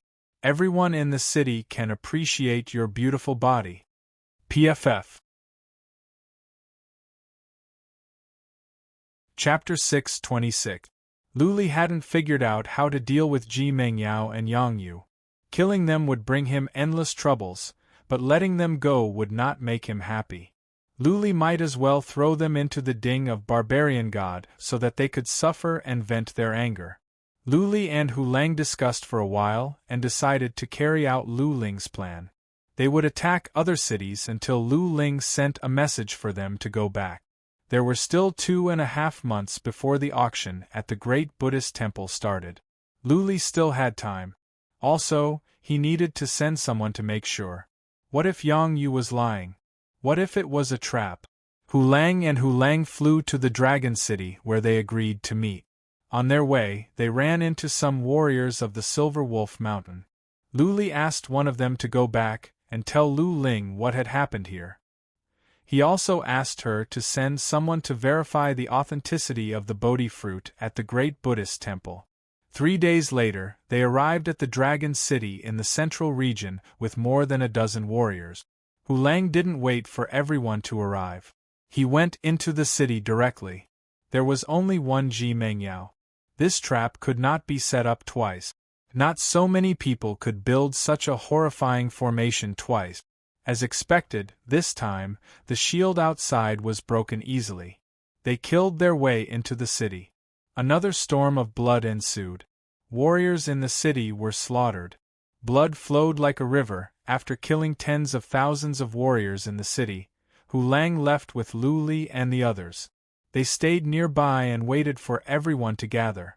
A day later, almost all the survivors at the Black Tortoise City had gathered. Only 2 warriors were missing. They might have arrived too late or they were killed. Hu Lang decided not to wait any longer. He went back to the Dragon City and left by teleportation formation. He was ready to massacre the entire city. He didn't believe that the Serenity Plains army wouldn't retreat when the entire Serenity Plains was bathed in blood. Lu Li didn't have the heart to do that. Many families in the cities might not send troops to attack the Clouds Plains, which meant that many families and warriors were innocent. Lu Li mentioned this to Hu Lang, but he didn't take Lu Li's advice. Hu Lang thought this was a war between the Serenity Plains and the Clouds Plains. Now that the Serenity Plains army was at the Clouds Plains, many innocent people would be killed. If Hu Lang didn't kill them, the Serenity Plains army wouldn't retreat. By then, more people would die at the Clouds Plains. If the Clouds Plains army was defeated, everyone would die. Many people at the Silver Wolf Mountain would be killed. Lu Li was speechless. He had to follow Hu Lang and the others. The only thing he could do was to forbid warriors from killing civilians. As for warriors, he would not stop them. Warriors' fate was death. Warriors must face death, and they must be with death and with the fact that they could be killed at any time. Just like that, they slaughtered city after city. They teleported all the way and their speed was too fast. Moreover, they didn't have a fixed direction. After teleporting to a random city, they started slaughtering. With Hu Lang and Lu Li here, Nobody at the Serenity Plains could stop them without a human sovereign realm warrior. Hu Lang had made up his mind. He almost died at the Black Tortoise City. He decided that if Lu Ling did not send him a message, he would raze all the big cities at the Serenity Plains to the ground. He would wipe out all the low-level warriors at the Serenity Plains so that the Serenity Plains would not be able to recover for decades. On the 13th day, they arrived at the Crystal City, the headquarters of the Palace of Crystal. They teleported in directly so the shield outside didn't work. Hu Lang was the first one to arrive. He fended off the attacks from the noble Lord Realm warriors and slaughtered for a while with the force field. By the time Lu Li and the others arrived, the situation was under control. 6 hours later, the Crystal City was in ruins. At least tens of thousands of warriors were killed and hundreds of thousands of warriors escaped. Hu Lang ordered the others to hunt for them for 6 hours, and then they were ready to teleport to the Star City, where the Star Alliance was located to destroy the main city of the last force of the Serenity Plains. Bang! A jade talisman on Hu Lang's waist cracked. Lu Li breathed in relief. Finally, the killing was over. How many did they kill during this time? Lu Li couldn't remember. He himself must have killed at least tens of thousands. Lu Li didn't like this kind of killing, because the difference in strength was too great. It felt like he was slaughtering civilians. Lu Li wanted to puke at the sight of blood. Let's go back. A glint of regret flashed in Hu Lang's eyes. He seemed to be unhappy that he couldn't kill people at the Star City. Hu Lang was a violent man. He wouldn't bat an eyelid even if he had to kill tens of millions, let alone so few. Anyone that could become an overlord must have killed his way out of mountains of corpses and seas of blood. They teleported several times. When they arrived at the north of the Serenity Plains, they flew directly to the cave at the Clouds Plains. This time they had to hide their tracks. The teleportation formation could not be exposed. There was a passageway to the deserted world there. 2 days later, they arrived at the cave where the teleportation formation was. 2 noble Lord Realm warriors of the Silver Wolf Mountain were waiting for them. Lu Li asked as soon as he entered, "How is the war at the Clouds Plains?" The 2 of them were obviously waiting here to pass on the military intelligence. One of them immediately grinned and said, "Very good. The Holy Maiden has a brilliant plan. The army of Serenity Province has been completely routed. 2 human sovereign realm warriors of the Serenity Plains were killed and the other 4 were captured. They have joined the Empire of Cloud's prowess and are at our disposal." Oh! Lu Li was overjoyed. Hu Lang, on the other hand, had mixed feelings. Clearly, he meant that the 4 human sovereign realm warriors of the Serenity Plains had taken the Fire Phoenix soul pellet and had become her slaves just like Hu Lang. Lu Li didn't care what Hu Lang was thinking. He stared at the warrior in front of him and asked, "Tell me the details. What is the specific situation?" The noble Lord Realm warrior of the Silver Wolf Mountain said with admiration, "As soon as the Serenity Plains was attacked, the Serenity Plains army received the news. Their morale dropped, but they didn't retreat. Instead, they marched forward at full speed, ready to attack the drifting Cloud City. Saintus mobilized several generals to launch sneak attacks on the Serenity Plains. Every time, they would kill some and then run away. This made the morale of the Serenity Plains even more unstable. At the same time, the Emperor went out in person. He took several armies that were gathering at the drifting Cloud City under orders. Flames of war raged everywhere. The Serenity Plains army suffered from our counterattack. After the victory at the Black Tortoise City, the Serenity Plains army finally retreated. The 4 forces of the Serenity Plains had internal conflict. The human sovereign realm warriors of the Crystal Palace and the Alliance of Stars retreated first. However, they were ambushed twice by the Emperor and Saintus. They killed 2 human sovereign realm warriors and captured 4. Now, the Emperor is hunting down the remaining warriors of the Serenity Plains. I think they have reached the serene Cloud Sea. After a while, they will reach the Serenity Plains. The noble Lord Realm Warrior's explanation was not very clear or complete. Lu Li and Hu Lang did get the gist of it, and they had some inside information. The truth was not as simple as the noble Lord Realm Warrior made it out to be. Hu Lang and Lu Li looked at each other. They felt it was a pity that they couldn't join the battle with Lu Ling and kill the human sovereign realm warriors of the Serenity Plains themselves. Sister, you didn't let me down. Chapter 627. Of the 9 human sovereign realm warriors at the Serenity Plains, 2 were killed and 4 defected. There were only 3 human sovereign realm warriors left. Needless to say, the Clouds Plains had won. It seemed that Lu Ling would not stop until she conquered the Serenity Plains. Lu Li and Hu Lang teleported back to the Clouds Plains through the teleportation formation. There weren't many warriors in the city, only hundreds of thousands, and only a few of them were at the Noble Lord Realm. Lu Li checked the drifting cloud hall with psychic power but didn't see Lu Ling. He went to the back of the hall with Hu Lang, found a familiar Noble Lord Realm warrior and asked, "Where is Saintess? Is she not at the drifting cloud city?" The Noble Lord Realm warrior bowed and said, "Saintess has gone out with the army. She said that when you come back, you are to assume command at the drifting cloud city." Assume command? Lu Li frowned. After a while, he asked, "Where is the army now?"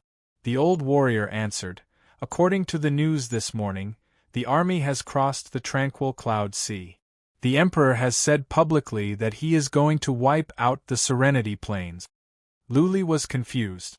He asked, "The army has gone to the Serenity Plains.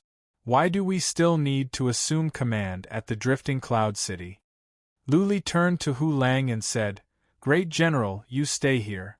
I will go to the army and lend a hand." Hu Lang would not let Lu Li go alone. Hu Lang shook his head and said, "State Counselor, since Saintess has said so, we will wait here. Also, we have to keep an eye on the Serenity Plains and the Central Plains. Our mission is important as well." The old warrior said, "Saintess has said that this is an order. If you disobey, she will punish you according to military law." Lu Li curled his lips. Would Lu Ling punish him according to military law? He understood what Lu Ling meant. The outcome had been decided. It was pointless for Lu Li not to go. It would be safer for him to stay. Lu Li remembered that Lu Ling had 11 human sovereign realm warriors and the Serenity Plains only had 3. The Central Plains could not intervene openly. Therefore, there shouldn't be any danger over there. Lu Li wouldn't be of much help if he went there. Never mind. Lu Li didn't want to get involved. He asked another question. "Have you sent someone to the great Buddhist temple to gather information?" This old man was Lu Ling's slave, and he seemed to be the chief steward of the drifting cloud hall. Lu Li knew that Lu Ling often asked him to make arrangements. The old man nodded and said, "It has been arranged. Directly use the secret array to send a message to the people in the Central Plains. I estimate that we will receive news in less than 10 days. Alright. Compared to killing at the Serenity Plains, Lu Li was more concerned about the Bodhi fruit. He decided to stay in the drifting cloud hall and cultivate for a while. As for keeping an eye on the frigid plains and the Central Plains, Lu Li asked Hu Lang to do that. Lu Ling didn't give him any special instructions. She must have sent someone to keep an eye on him. He didn't need to worry. 5 days later, the front line reported back that the army of Yunzhou had invaded Yuzhou and captured another Renhuang. The remaining 2 Renhuang did not dare to resist at all and fled all the way to the south. The army swept toward the Serenity Province like a wildfire. Wherever they passed, all the forces and clans, big and small, left their cities to surrender. No city dared to resist. In just 5 days, the army had already conquered over 100 cities. It was only a matter of time before they occupied the entire Yuzhou. Of the 9 human sovereign realm warriors of the Serenity Plains, 5 had rebelled. 2 were killed and the other 2 would escape from the Serenity Plains soon. Just like how Lu Li and Hu Lang swept across many cities, an army without powerful warriors would be vulnerable. No matter how many warriors there were, as long as there was a human sovereign realm warrior leading the army of 10,000, they could defeat an army of 1,000,000. At the Great Land, powerful warriors were the supreme beings. A powerful warrior could occupy a piece of land and have many vassal warriors following him. A powerful warrior could build a force easily. When the powerful warrior died, the force would collapse soon. Luli didn't pay much attention to the news. It was within his expectations. Now, it all depended on whether the remaining 2 human sovereign realm warriors would escape from the Serenity Plains, fight with their lives, or be captured by Lu Ling. Luli was not excited that Lu Ling had captured more human sovereign realm warriors. Several human sovereign realm warriors and dozens of human sovereign realm warriors were the same. Luli and Lu Ling were not afraid of forces outside the Central Plains. If the 12 royal families of the Central Plains were to attack, the Empire of Cloud's prowess could have 100 human sovereign realm warriors, but the outcome would be the same. 2 Earth Immortal Realm warriors from the Samsara Palace could defeat the Empire of Cloud's prowess. Of course, having more human sovereign realm warriors was beneficial. At the very least, it would be easier for the Empire of Cloud's prowess to train powerful warriors of the Earth Immortal Realm. The only thing on Lu Li's mind was the Bodhi fruit and Bai Qiushue. As long as Bai Qiushue could be saved, he would have no regrets even if he had to die. Time moved on. 4 days later, there was finally news from the Central Plains. The chief steward of the Drifting Cloud Hall reported to Lu Li at once. There will be a large number of fruits being auctioned. It was confirmed that in a month's time, the great Buddhist temple would auction off a batch of fruits at the city of Buddha. This batch of spirit fruits were all top-grade spirit fruits.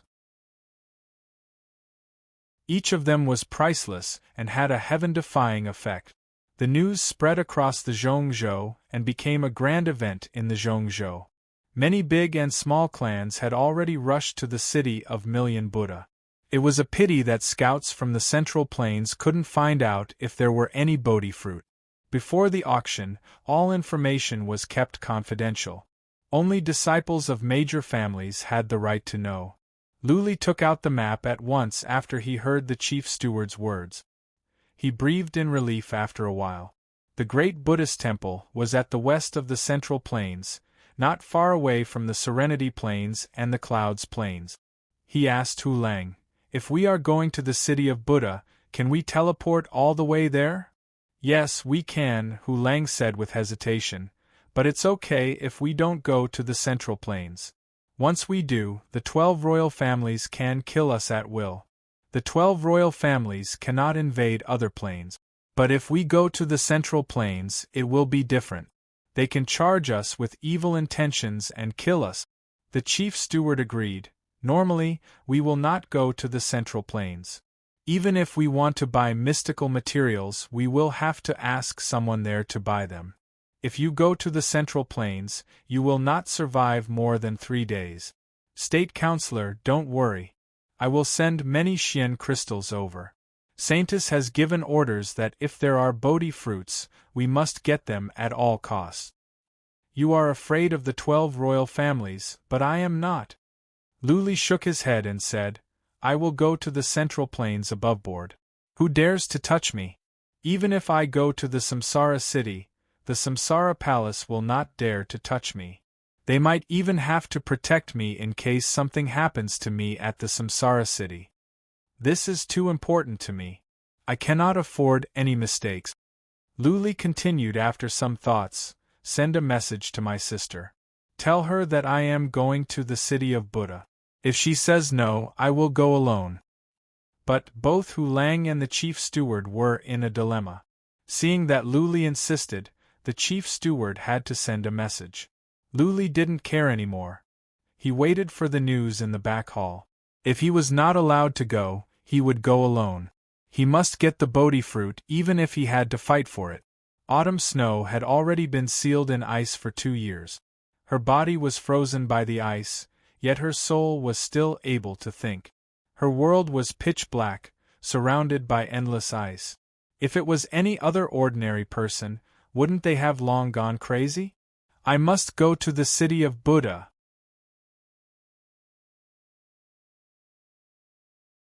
Chapter 6:28.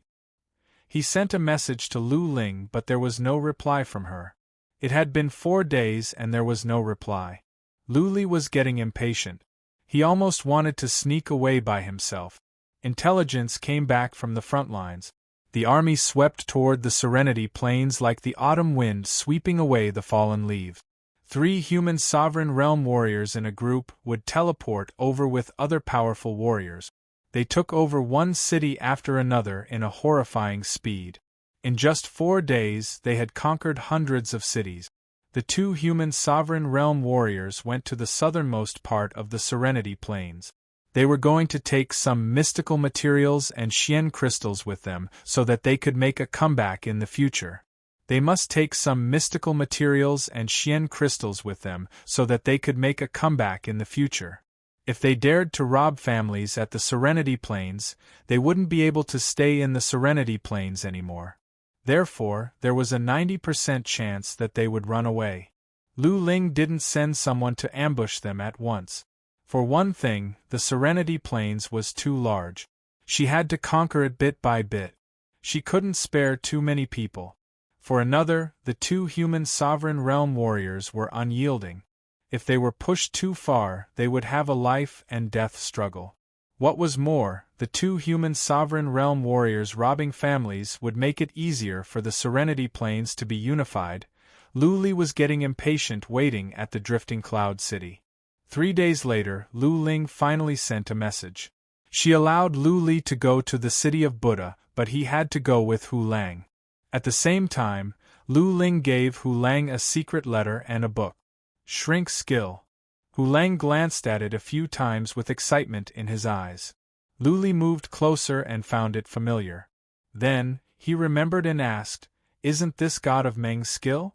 When God of Meng first came to the Clouds Plains with Lu Li, he used Shrink Skill to shrink his body to the size of a normal person. Lu Li understood what Lu Ling meant. Hu Lang could learn Shrink Skill so that he could change his appearance and leave the Central Plains with Lu Li. "My sister asked you to follow me secretly?" Lu Li blinked his eyes and guessed something.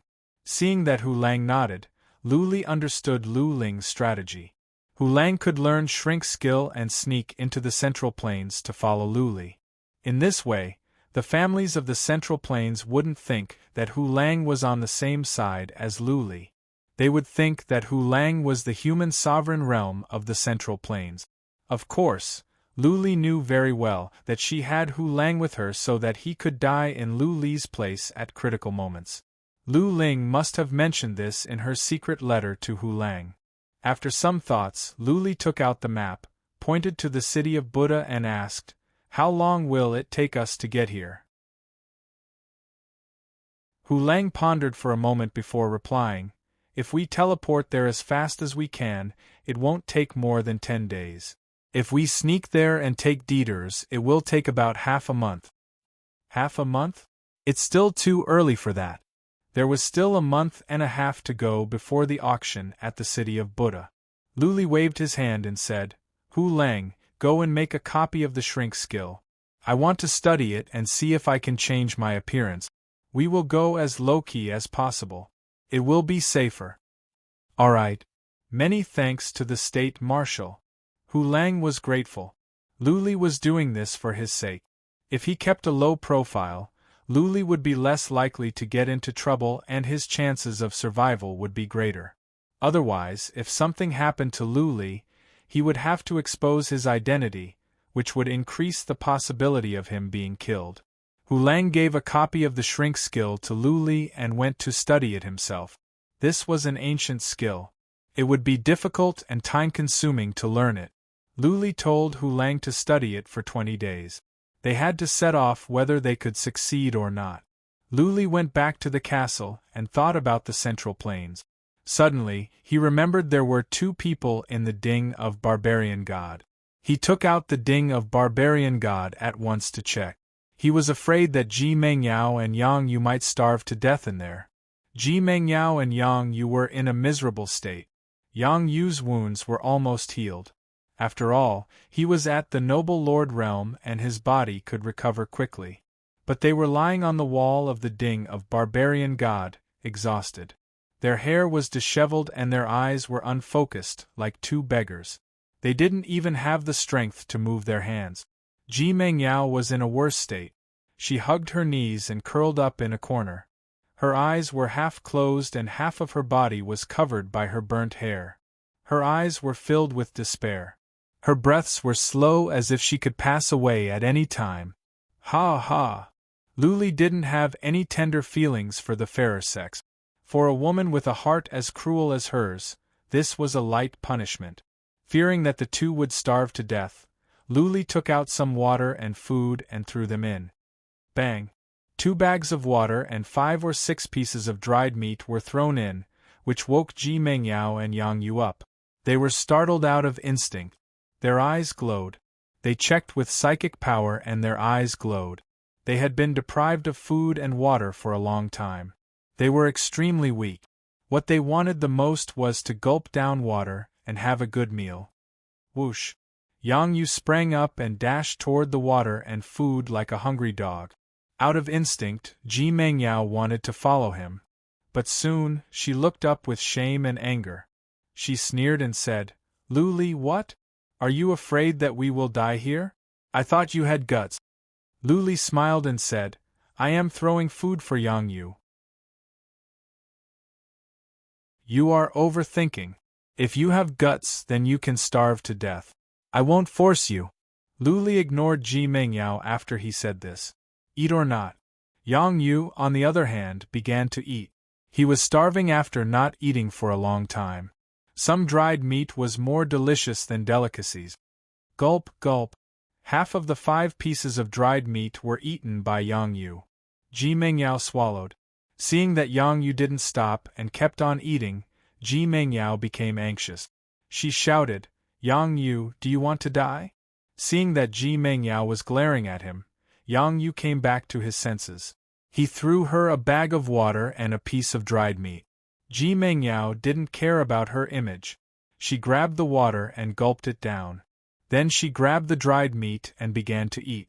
Soon, she had a piece of dried meat, but she was still hungry. Seeing that Yang Yu had another piece, Ji Mengyao said fiercely, "Yang Yu, throw it over." Yang Yu threw it over reluctantly. Ji Mengyao went on eating. After a while, Yang Yu's expressions changed.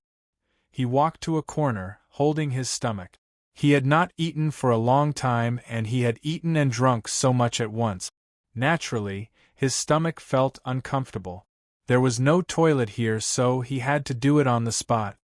"Yang Yu, do you want to die?" Smelling a foul smell, Ji Mengyao used psychic power to check. She saw Yang Yu squatting down and relieving himself. Ji Mengyao almost threw up the dried meat. But soon, she became embarrassed because her stomach was tumbling as well. Neither of them had eaten for a long time. Neither of their stomachs could take it. After a while, Ji Mengyao covered her stomach with her hands. She squatted in a corner and emptied her bowels. She sensed someone was looking at her with psychic power. She was so embarrassed that she wanted to bang her head against the wall. She was born in a big family. Usually, she was elegant and reserved. But now, she was relieving herself in front of a man. She had the urge to run away. But could she lose her temper like this? She could fly.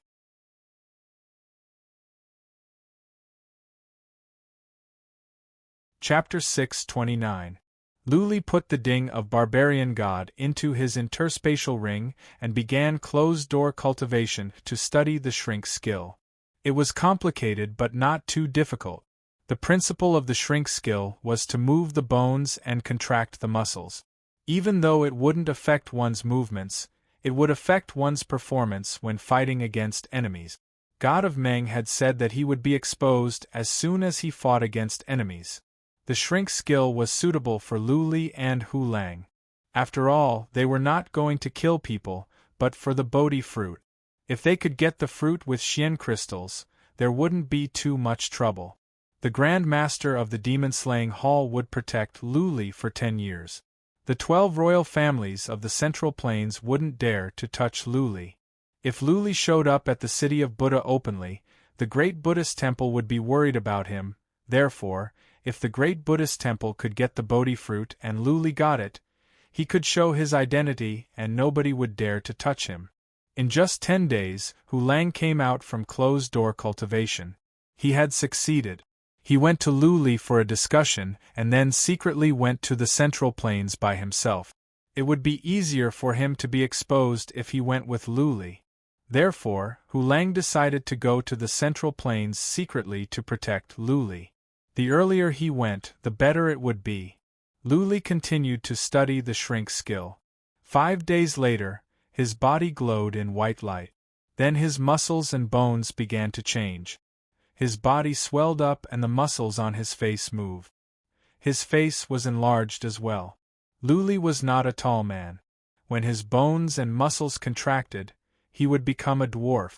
He didn't like it, so he decided to do the opposite. He swelled his muscles and enlarged his bones so that he could become a boorish man. He didn't shave his beard during this time. After the change, he looked like a mighty man. His temperament had changed as well. He walked around the room and looked at himself in the mirror. He was satisfied. The shrink skill was not a disguise. There was no trace of disguise on him. Even if a powerful warrior scanned him with psychic power, they wouldn't be able to find anything. Unless someone was familiar with his soul and chi, he wouldn't be afraid that someone would recognize him. When Luli walked out, the chief steward was startled. He thought someone had sneaked into the drifting cloud hall. When Luli spoke, the chief steward grinned and said, "This shrink skill is amazing. I thought it could only shrink. I didn't know that you could turn into a strong man." Luli took out a black armor and put it on. He stuck a sword of the heaven grade on his back and changed his hairstyle. He let his hair down on the back of his head. A valiant spirit was revealed. "Ha ha ha!" The general director laughed and said, "The grand state preceptor can change his voice and become a completely different person." Luli nodded. He thought about it and said, "Do you have any treasures that can shield my soul energy? If I run into someone I know, they can sense my soul energy. Go and get me a treasure so that I won't have to worry about being recognized by someone I know." The head chief thought about it and his eyes brightened. "There is. The Lotus Society has a kind of sky soul elixir that can protect the soul pond. Only a human sovereign realm warrior with a strong soul can detect your soul. Not even an average human sovereign realm warrior can detect your soul." The chief steward sent someone to the National Treasury to fetch dozens of sky soul elixirs for Luli. At the same time, he brought Luli another bottle of pellets. The chief steward explained with a smile, "This is also made by the Lotus Society. It is called Sky Lotus Pellet.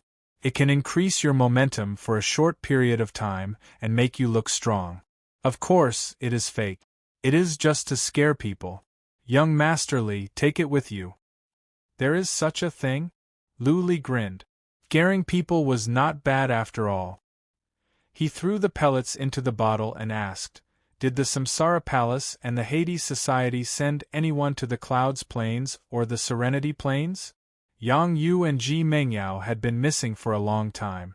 The Samsara Palace and the Hades Society must have received the news. The two of them were direct descendants of the Ji and Yang family. It was impossible for the two families to leave them alone, right? The chief steward thought about it and said, "Many scouts have come to the Serenity Plains and the Clouds Plains.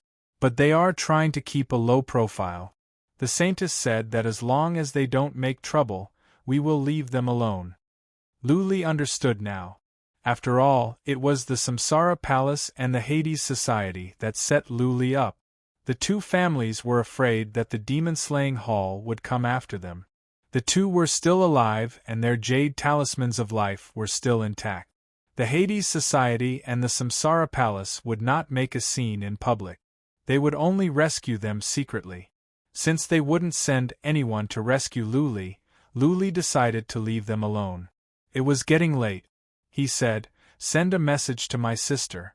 I will go to the city of Buddha. She will have to worry about the northern desert and the inferno. The chief steward noted it down. He waved 2 warriors at the middle stage of the noble lord realm over and explained to Luli, "These 2 are warriors from the Central Plains.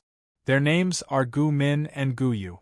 Gu Min is the 3rd young master of the Gu family. They are loyal to the Saintess. Let them go with you. It will be more convenient." Okay. It would be easier to hide his identity with warriors from the Central Plains. Looking at Gu Min, Luli said, "Young Master Gu, from now on I will be your escort. You can call me Guli." Gu Min was in his early 30s. Born in a big family of the Central Plains, he was a gentleman. He cupped his fists and said, "Young Masterly, sorry for the inconvenience you have suffered for a while. My name is Guli," Luli emphasized. Gu Min corrected himself at once. The chief steward nodded. Luli waved to Gu Min and the 3 of them rushed toward a castle. Even though they could teleport to the Central Plains from here, Luli chose to be discreet. There must be scouts from the Central Plains in the drifting Cloud City. He and Gu Min went to the castle and teleported to a cave at the Serenity Plains. Out of the cave, they flew toward the east where there was a big city by the sea. They could teleport to the Central Plains. The city was still under the control of a big family of the Serenity Plains. That being said, Gu Min was from the Gu family of the Central Plains. How could a big family of the Serenity Plains offend the Gu family of the Central Plains? This is the Flying Locust Island that teleports to the Central Plains. That island is under the control of a 6th-rank family and it is the territory of the Samsara Palace. But the Gu family often trades with the Serenity Plains and the Clouds Plains. The Samsara Palace and the Flying Locust Island know who I am. I don't think they will be exposed," Gu Min explained on the way. Luli nodded. He thought to himself that the chief steward had arranged a good person for him. It could save him a lot of trouble. They arrived at the city by the sea. Gu Min showed his ID token and the teleportation formation was activated. Gu Min was a celebrity at the Serenity Plains and the Clouds Plains. All the big families knew who he was. It was understandable that Gu Min had returned to the Central Plains when the Serenity Plains was in chaos. Luli was dressed like an escort. He was only at the peak of the Eternal Realm. He had a beard and looked like a rude man. Nobody gave him a second look. Buzzing, they teleported for a long time before they finally landed. Luli sensed the surroundings. The Xian Qi in heaven and earth was much thicker. He knew that he was at the Central Plains again. The Central Plains was the largest and most prosperous land of the Great Land, the center of the Heaven Reverse universe. Many years ago, humans and tens of thousands of ancient races fought for supremacy here. In the end, humans won, establishing the glory of the human race.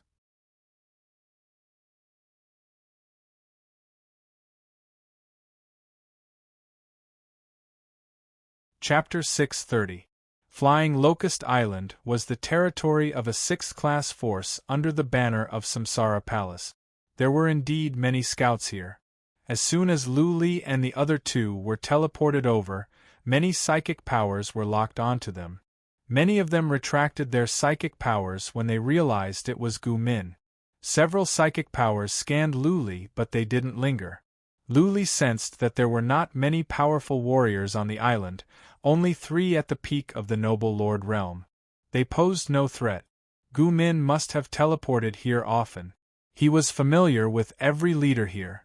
He brought Luli and Bai Xiaoshuang over for a chat, and then teleported away with Luli and Bai Xiaoshuang. Luli had been standing behind Gu Min in silence. His power at the peak of the Eternal Realm was not eye-catching, mainly because of his average look. Dozens of warriors like him could be found on the street. When the teleportation formation was activated, no psychic power was sent to him. Luli knew he had successfully snuck into the Central Plains. This bone-shrinking technique was worthy of being an ancient secret technique. If he relied on disguise, he would definitely be discovered. The 3 of them continuously teleported to the north. The Gu family was in the north, which was also the sphere of influence of the Samsara Palace. However, the Gu family was only a fifth-class family and was not qualified to have a relationship with the Samsara Palace. After more than a dozen teleportations, they arrived at a medium-sized city. Gu Min and Lu Li found a tavern to spend the night. Gu Min went to the brothel alone that night. He was a famous playboy, so it would be weird if he did not spend the night with a woman. At dawn, Lu Li, Gu Min and the others left. When they walked out of the tavern, they saw a small mark on the street. The small mark was inconspicuous, but it was the signal that Lu Li and the jackal had agreed on. Seeing this mark, Lu Li knew that even if Hu Lang wasn't in the city, he would still know his whereabouts. According to the itinerary, the three of them had to return to the Gu family's territory first. After all, Gu Min was representing the Gu family to do business in Cloud State and Yuzhou State. How could he not return to the Gu family when he returned to Zhongzhou? After continuously teleporting for 3 days, the three of them finally arrived at glorious ancient city, where the Gu family resided. In a secret chamber of the Gu family, Gu Min brought Gu Feihong, the family patriarch of the Gu family, to visit Lu Li. "Greetings, young Master Li." Seeing Gu Feihong kneeling to him, Lu Li admired Lu Ling's means. This Gu family patriarch was her slave as well. That being said, Lu Ling had to sell a large number of mystical materials from the Inferno and buy them secretly from the Central Plains. Without the help of several families, it would be troublesome to rely on people from the Clouds Plains. The Northern Desert did not have a controlling family in the Central Plains. Therefore, once the Pavilion of Delicacy closed down, they could not buy any mystical materials in the Central Plains. Since it was Lu Ling's girl, Lu Li settled down without worry. One day later, Gu Min set off with Lu Li and the 5 patriarchs of the Gu family. Gu Yu and Lu Li followed Gu Min as his escorts. Their destination this time was the Million Buddha City. The auction in the Million Buddha City was about to begin. It was normal for Gu Min and the others to go there when all the disciples of the big families in Zhongzhou were gathered in the city of Buddha. The territory of the great Buddhist temple was to the north of the Samsara Palace. It would only take 7 or 8 days to teleport there from glorious ancient city. Hu Lang didn't contact Lu Li again. Lu Li knew it was for safety reasons. The more Hu Lang contacted them, the easier it would be for them to be exposed. After 8 days of teleportation, Lu Li finally arrived at a big city near the city of Buddha, the city of 1,000 devils. There was still half a month to go before the auction. Lu Li was not in a hurry. The city of Buddha was a mixed bag of good and bad people. All the big families and forces of the Central Plains might be here. Lu Li decided not to go there for now in case his identity was exposed. Gu Min stayed at the city of 1,000 devils and indulged in debauchery every day. Every day he would take a different girl. 2 patriarchs of the Gu family went to the city of Buddha in advance to make arrangements and gather information. 5 days later, a patriarch came back with a lot of information. What disappointed Lu Li was, the auction did not publish the list of items, so he was not sure if the Bodhi fruit would be on the list. As Lu Li had expected, all the forces of the 11 royal families of the Central Plains had sent representatives, including the Pavilion of Delicacy, the Samsara Palace, the Tumulus of Universe, the Lu family, the Palace of Heaven's Roars, the Pavilion of Blossoms, the Hades Society, the Yaksha Race, the Red Lunar, the Palace of Immortals Inquiries and the Life League. The 12 forces were all here, but they only sent their young disciples. Usually, this kind of event was a good time for the young generation to gather together. Usually, the older generation would not get involved. It was just an auction of fruits, not a war. It was a chance for the young to gain some exposure. It would be easier for them to hook up with each other, right? Lu Li had met some disciples of the 12 royal families, but not the young masters and young ladies of the Palace of Immortals Inquiries, the Life League, the Yaksha Race and the Red Lunar. According to the elder, The disciples of the various forces and royal families had all come. Many families had sent their future family patriarchs as well. Yi Luo was one of them. He was the future family patriarch of the Yi family of the tumulus of universe. Young Master Li. The patriarch thought about it and said something uncertain. It is said that Ji Mengtian, Yang Xian, Lu Xuan and Dai Feiyu will be here as well. But it is not confirmed yet. What? Lu Li's eyes were wide open. He asked in disbelief, aren't they in the blood realm? How can they be out in advance? It was the Grand Master of the demon-slaying hall who ordered them to be exiled to the blood realm. Only 1.5 years had passed. Who would have the guts to let them out? I heard that they came out half a month ago. The patriarch said with uncertainty. It seems that their abilities have improved in the blood realm and they have suppressed the powerful warriors in the blood realm. Therefore, exiling them to the blood realm is pointless. Deputy Master asked the Grand Master to let them out. Their abilities have improved? Have they reached the human sovereign realm? Lu Li gasped. He didn't know much about the blood realm. But if the rumor was so horrifying, it was impossible to suppress the powerful indigenous warriors in the blood realm without reaching the human sovereign realm. I don't know, the patriarch shook his head and said, the information has been circulated secretly and has not been made public yet. Given my status, I can't get any inside information. I think we will have to wait until 2 days before the auction. There is no smoke without fire. Lu Li smiled coldly. For him, Ji Mengtian, Yang Xian, Lu Xuan and Dai Feiyu were his mortal enemies. If he had the chance, he would definitely kill them. Lu Li didn't mind that some of them had reached the human sovereign realm. Nobody dared to go against him openly when he announced his identity. He was afraid of the Bodhi fruit. Yang Yu said that the Samsara Palace and the Hades Society were aware that he was looking for the Bodhi fruit. If Ji Mengtian and the others really came to the Great Buddhist Temple, he could just ask the Great Buddhist Temple to sell the Bodhi fruit to them. In that case, Lu Li's trip would be in vain. Even if the Great Buddhist Temple didn't sell the Bodhi fruit to them, they could put it up for auction. They could offer any price. Lu Li had brought many Xian crystals with him, but could he compete with the royal families?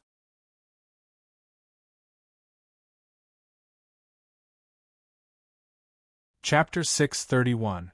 Since it had already happened, there was no point in fearing or running away.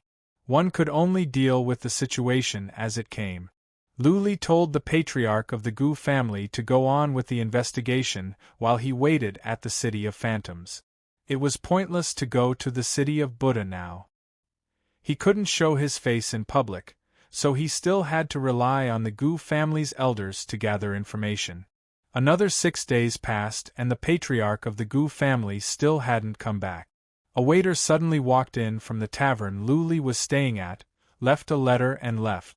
There were not many words in the letter, only a few words were written. The fruit will be sold, an old friend is in the Buddhist city. There was no signature at the end of this paragraph, but Lu Li could tell who wrote it at a glance. The handwriting was graceful and elegant. Lu Li had been studying it since he was a kid. It was Lu Ling who wrote it. Big sister has come to the central province? Lu Li was a bit surprised, but he quickly rejected the idea. The Serenity Plains had not been unified yet. Lu Ling would not leave the Serenity Plains behind and come to the Central Plains. Lu Ling knew about him. She knew that if he revealed his identity, none of the 12 royal families of the Central Plains would dare to touch him. That was why Lu Ling was so relieved to let him come to the Central Plains. What was more, even if Lu Ling were to come to the Central Plains, she would go with him. Since Lu Ling had not come to the Central Plains, she must have been concerned about the situation here. He had sent people to investigate the city of 10,000 Buddhas a long time ago. They had obtained a lot of information and deduced some things. Only then did he send someone to send a message to him. Naturally, Lu Li trusted her information. The news that the Bodhi fruit would be auctioned cheered him up. He was afraid that the Bodhi fruit would be snatched away by someone else. He didn't even know who had the fruit, and he wouldn't be able to snatch it even if he wanted to. Of course, Ji Mengtian and Lu Xuan were his old friends. He didn't have many old friends at the Central Plains. Lu Li sat in the tavern and thought for half a day. Eventually, he decided to bring his warriors to the city of Buddha. There were only 4 days left until the auction. It was time for him to go to the city of 1,000 Buddhas and figure out the situation there. Ji Mengtian and the others had confirmed that they were coming. It was not a solution to escape. It was better to go and find out more about the situation. He asked Gu Min to lead the way, and the group swaggered to the city of Buddha through the teleportation formation.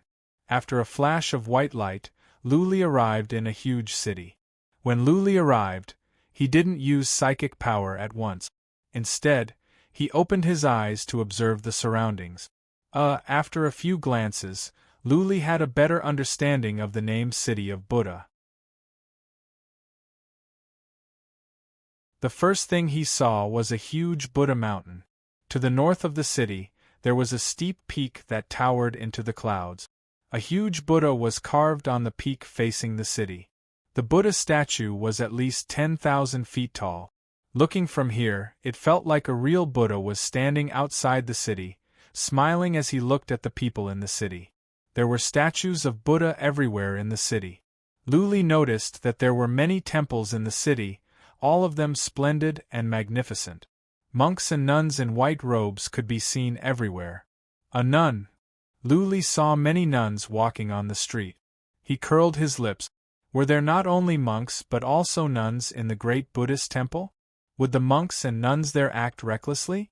Gu Min had been to the city of Buddha before, so he did not pay much attention to the strange scenery here. He led them to a castle. The city of 10,000 Buddha belonged to the great Buddhist temple, but not all of the properties in the city belonged to the great Buddhist temple. The army in the city was made up of ordinary warriors in armor. After all, it was not appropriate for monks and nuns to run a chamber of commerce and show their faces in public. Of course, all the families in the city were connected to the great Buddhist temple. Otherwise, they would not have the right to establish themselves in the city of Buddha. 2 patriarchs of the Gu family had rented a yard here. Otherwise, they would not have a place to stay when they arrived. So many people, Lu Li followed them along, keeping a low profile.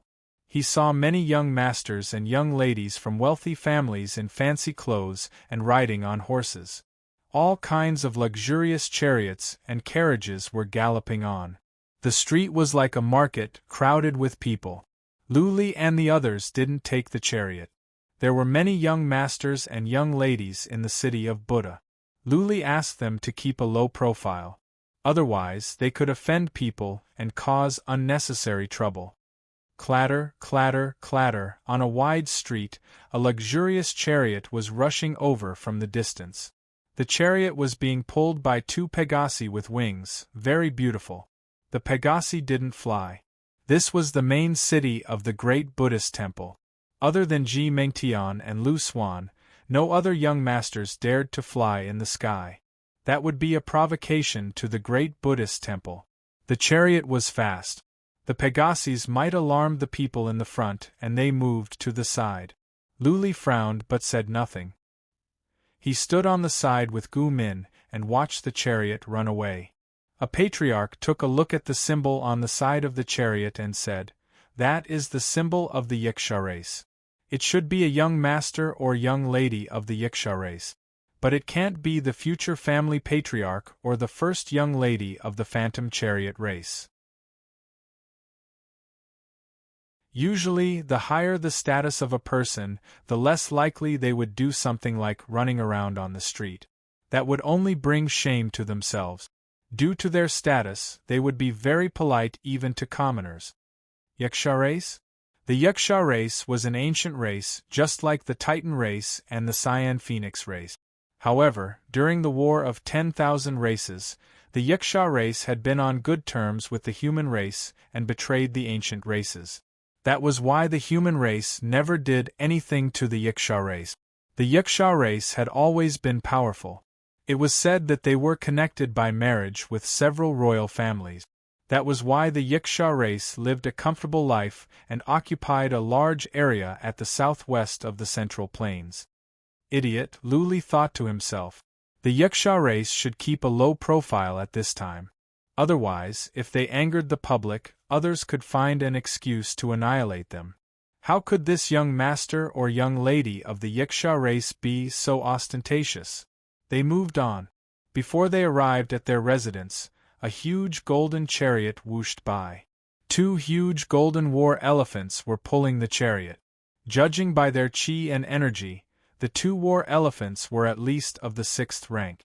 They were as large as mountains, stunning. The huge chariot was like a moving castle with more than 100 noble lord realm warriors following it. Looking from afar, the chariot looked like a king on an inspection tour. Soon, the city became lively. Only disciples of the 12 royal families had the courage to fly in the air. Only disciples of the 12 royal families could enter in such an imposing manner. People from the Life League. A patriarch took a look at the symbol on the golden chariot and explained, "I heard that the future family patriarch of the Life League is coming. He is 29 years old and has reached the human sovereign realm. With such extravagance, it should be him." 29, human sovereign realm? Luli was surprised. Anyone that could reach the human sovereign realm at such a young age was a rare talent. After all, not everyone was as freakish as his father. Lu Renhuang reached the human sovereign realm at the age of 20 and was regarded as a talent that was hard to come by in 100,000 years.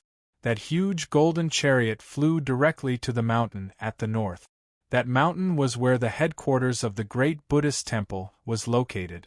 Only those with distinguished identities could live there. I suppose Ji Mengtian, Lu Xuan, Dai Feiyu and Yang Xian are living there as well, right? Luli looked to the Mount Buddha in the north and squinted. The patriarch of the Gu family had some vague information. It was said that some of them had reached the human sovereign realm. Luli wondered how many of them had reached the human sovereign realm, and who was it? Third young master, is the auction going to be held at the Mount Buddha? Luli asked.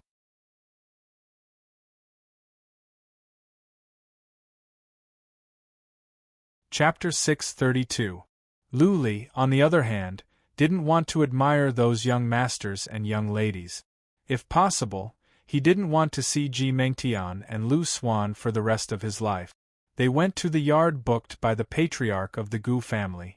It was not a big yard, not luxurious, but it cost a lot of Xian crystals to rent. All the inns in the city were now fully occupied. Even the courtyards of many small clans had been rented. During this period of time, the 10,000 Buddha city had more than 1 million people. Many of them were not here for the fruit because they couldn't afford it. They were here for the young masters and young ladies of the super families. This was a grand event. The 12 royal families all sent people here. Usually, they didn't have the chance to meet the young masters and young ladies of the 6th and 7th rank families. There were more disciples of 4th and 5th rank families. Their target was not the disciples of the 12 royal families, but the young masters and young ladies of 6th and 7th rank families. To put it bluntly, more of them were here to socialize and some were here to flirt. They hoped that they could catch the attention of the young masters and young ladies of the super families so that they could rise to the top. During this time, many taverns and halls were booked. Every night there would be many banquets. Many young ladies lost their first night here. Of course, they wouldn't lose out. In the future, their families would gain enough benefits. Young masters from the super families were enjoying a good life. Many young ladies of small families would throw themselves at them, waiting to be taken advantage of. Even the air in the city of Buddha seemed to be polluted. Gu Min received several invitations at night. The Gu family was not far away from the city of Buddha. The Gu family had a medium-sized chamber of commerce, and they knew many people. Since the third young master of the Gu family was here, someone would invite him to a banquet. After Gu Min asked for Lu Li's permission, he took Gu Yu to the banquet. The other patriarchs went to other places to attend the banquet. For one thing, they wanted to gather information, and for another, they wanted to make friends with the families. The patriarchs of the Gu family were not Lu Ling's slaves. Only the Gu family patriarch, Gu Min and Gu Yu were. None of them knew Lu Li's identity. They only knew that this young master was of high status. Even their family patriarchs treated him with respect. Lu Li didn't go out. He stayed in the yard, keeping a low profile. Even though the shrinking skill could not be seen through, there were all kinds of people in the city, and there were many powerful warriors. He was not afraid that someone would kill him, but he was afraid that if his identity was exposed, he would lose the bid for the Bodhi fruit. Once Ji Mengtian and Lu Xuan learned that he was here to buy the Bodhi fruit, the royal families would definitely work together to suppress him. Could his wealth compare to the royal families? Lu Li cultivated in his room, keeping a low profile. Gu Min brought a young lady from a small family back, but Lu Li didn't mind. That was how Gu Min had always been. He would never arouse suspicion if he maintained his true nature. The next day, Gu Min and the elders went out to attend banquets again. They were extremely busy, but they did not manage to find out anything. They only managed to gather some information. For example, a rare dragon saliva fruit was being auctioned this time. It was said that it could help warriors understand ultimacy more easily. 1 month after eating the dragon saliva fruit, the chance of learning profound meaning would increase by 50%. The young masters and young mistresses of the 12 royal families had come for this dragon saliva fruit. Also, there would be more than 10 fairy mushrooms being auctioned this time. The effects of the fairy mushrooms were similar to the ascending dragon grass. The dragon saliva fruit was the best elixir for noble Lord Realm warriors to reach the human sovereign realm. 1 fairy Ganoderma could increase the chance of reaching the human sovereign realm by 30%. Lu Li didn't care much about this. Both the dragon saliva fruit and the fairy Ganoderma were good stuff, but they were not for him. Instead, he hoped that people would be distracted by the good stuff and no one would care about the Bodhi fruit. The next night, Gu Min came back with a young lady from a small family. But he came out again after he showed the young lady to his room. He went directly to Lu Li's room to report what he had learned. Gu Min pretended to be careless, fearing that someone might pry into his room. He sat down and said, "There is a banquet tomorrow. Do you want to go with me and see the world?" Lu Li knew there were many hidden talents in the city. He stood on the side, pretending to be Gu Min's bodyguard and asked, "What kind of banquet?" Gu Min's eyes glowed as he said, "Tomorrow at noon, a young master of the Yi family, Yi Rong, is hosting a banquet at the Misty Drizzle Pavilion. I heard that young Master Yi Luo and young Lady Yi Yu will be there as well. They are the future family patriarchs of the Yi family. I got an invitation in my hand, and I spent tens of millions of Xian crystals to get it." "Young Master Yi Luo? Miss Night Rain?" Lu Li's eyes glowed. Yi Luo was one of the friends he acknowledged at the Central Plains. Even though Lu Li had been aware that Yi Luo was at the city of Buddha, he didn't dare to go to him. With so many eyes on Yi Luo, Lu Li would be exposed if he dared to go to him.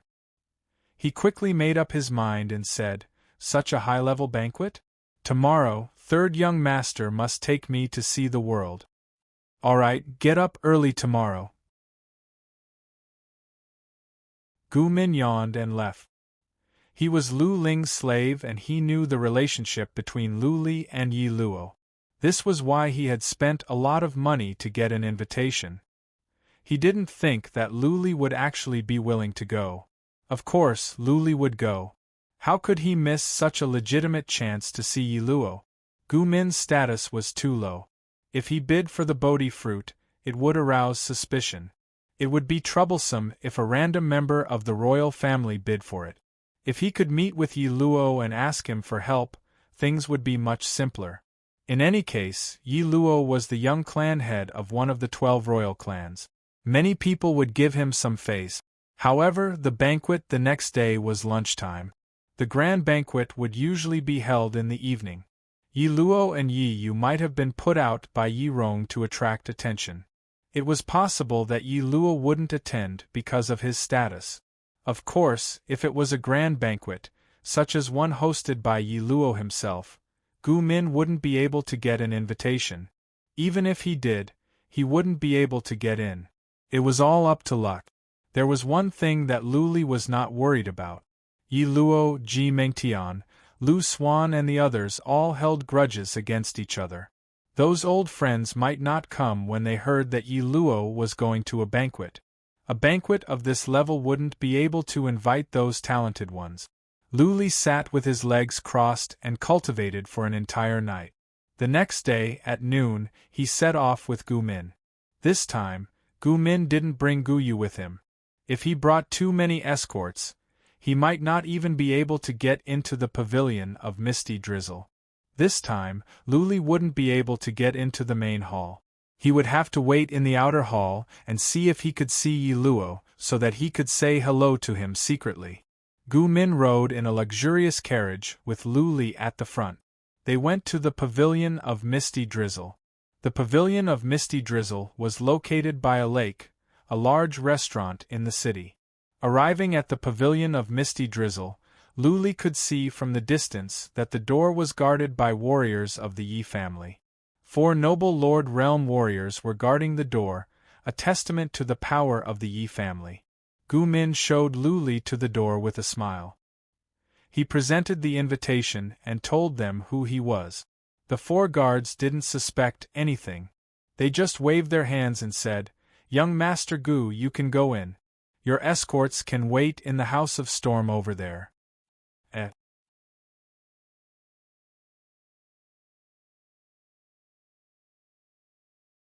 Chapter 633. Nobody could stand outside the gate. Therefore, if they couldn't get in, they wouldn't have the chance to approach Yi Luo secretly. Gu Min was smart. He cupped his fists and said with a smile, "Lords, this is not my escort. He is a cousin of mine. He is married to a young lady from a branch of the Palace of Heaven's Roars. He is here because of your reputation. He wants to meet you, young Master Yi Rong." Really? The warriors of the Yi family were in awe. Even though Gu Min married a young lady from a branch of the Palace of Heaven's Roars, she was still a young lady, wasn't she? Lu Li's attire was rustic and he didn't look like a young master of a big family. That being said, Gu Min was a man of his stature. One of the noble Lord Realm warriors of the Yi family waved his hand and said, "Then go in.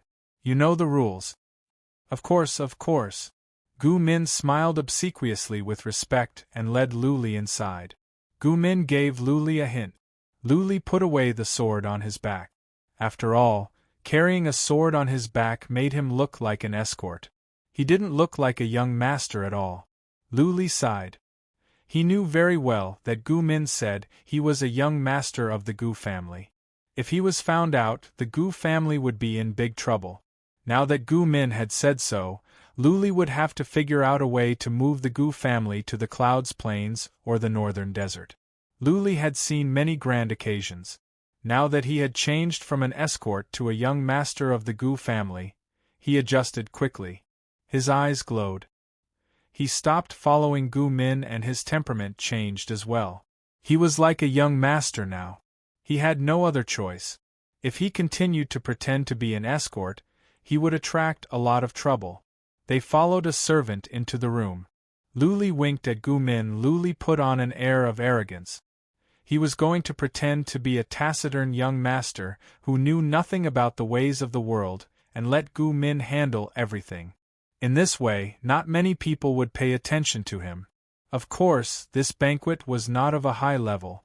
Ji Mengtian and Yang Xian wouldn't be here. Lu Li wasn't afraid of meeting acquaintances and exposing his identity. Soon, they arrived at a side chamber where some young masters and young ladies were already waiting. They didn't go to the main hall. Clearly, it wasn't time yet and the young masters of the Yi family hadn't come out yet. A steward of the Yi family was in charge. Lu Li followed Gu Min and greeted him along the way. Gu Min only nodded indifferently and said little. Gu Min was a capable man. He chatted with the young masters and young ladies for a while before he took Lu Li to a seat. The Gu clan was only a 5th-rank clan. Although their clan's merchant guild had recently come up with many strange things and gained some fame, it wasn't enough to attract too much attention. Those rare items were actually mystical materials from the Inferno. Lu Ling asked the Gu family to sell some of them secretly, which earned the Gu family some fame. More and more people came to talk to Gu Min. Lu Li sat there coldly. Nobody was asking for trouble. Gu Min talked cheerfully and had a good bearing, which attracted the attention of the ladies. Young masters and young ladies kept coming in from outside, and the side hall gradually became lively. Of course, those who had come were all young masters and young mistresses from 5th-rank and 6th-rank clans. The true nobles were usually at the back. If it was an important person, Yi Rong would probably have come out to greet them. Lu Li lowered his head and sipped his tea. Actually, he had been paying attention to what was happening outside. However, he thought that even if Yi Luo and Yi Yu were to appear, they would only do so after the banquet. After all, their statuses were different. How could they have appeared so early? Time moved on. An hour later, there were more than 100 people in the side hall. Spacious as the side hall was, it was a bit crowded. The steward of the Yi family invited them to the main hall. Lu Li didn't resist too much since there were so many people here. If he kept a low profile, he wouldn't be noticed. The main hall was by the lake. There were no stone walls on the foreside. The hall was only supported by pillars. The walls were covered by translucent veils. The breeze was gentle, the willows were swaying, and the fragrance of the flowers was intoxicating. It was a nice place for a banquet. Yi Rong finally appeared. He looked a little like Yi Luo. He was handsome, confident, and had an extraordinary bearing. Of course, he was not as good-looking as Yi Luo. After all, Yi Luo was the future family patriarch of the Yi family. Naturally, Yi Rong couldn't compete with him. Lu Li took a look and saw more than a dozen young masters and young ladies in brocade robes standing next to Yi Rong. They must be from big families, or else they wouldn't be qualified to stand with Yi Rong. Gu Min and Lu Li were arranged to sit in a corner, not the first row. More than half of the guests were from 6th-rank families, and there were more than a dozen from 7th-rank families. It was good enough that Gu Min and Lu Li had seats. Lu Li didn't mind. He was only here to see if he could meet Yi Luo. He didn't care about anything else. Let the banquet begin. Yi Rong sat in the seat of honor.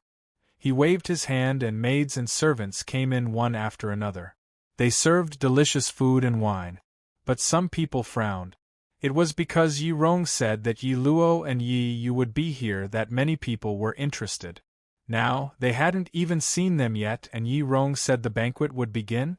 Was he messing with them? Lu Li was disappointed as well. He hated banquets like this the most. He even had the urge to leave quietly. Yi Rong could tell that many people were unhappy. He raised his glass and said, "Future family patriarch and sister Yu promised to come but they were invited by Lady Mengtian. So, I am sorry. Of course, future family patriarch might be socializing over there, and will come over soon. Lady Mengtian's banquet is at the Pavilion of Immortals nearby. Let's enjoy while we wait." Lady Mengtian. The eyes of countless young masters became heated as they looked towards the west. The Pavilion of Immortals was also by the lake. But it was the best restaurant in the city of Buddha. Only young masters and young ladies from top families could enter the Pavilion of Immortals. Ha ha! Lu Li sneered. Ji Mengtian was here. He wondered if she had reached the human sovereign realm. Lu Li was relieved. Ji Mengtian and Yi Luo held deep grudges against each other in the small battlefield. It was possible that Yi Luo would come over after sitting there for a while.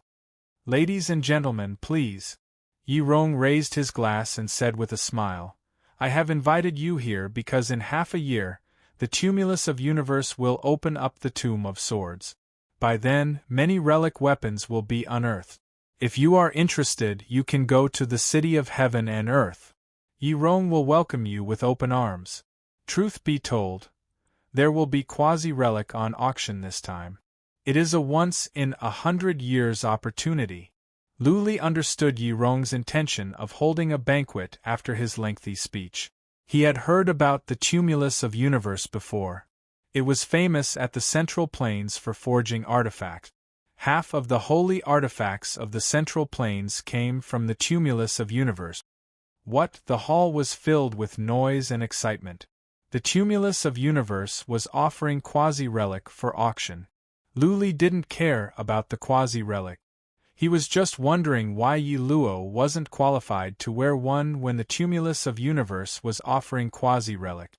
The young masters and young ladies in the hall were asking questions. The atmosphere became lively. Some were toasting and chatting. Lu Li was bored after a while. He felt every day was like a year. After half a round of drinks, Yi Luo and Yi Yu still didn't show up. Inevitably, many people were disappointed. This time, they were here to see the future family patriarch and the young lady. Usually, they didn't have the chance to show their faces in front of them. Rustle, rustle, rustle. After the time for several incense sticks to burn, they heard some footstep. Then came the voice of the steward of the Yi family, which made everyone excited. Future family patriarch and Lady Yu are here.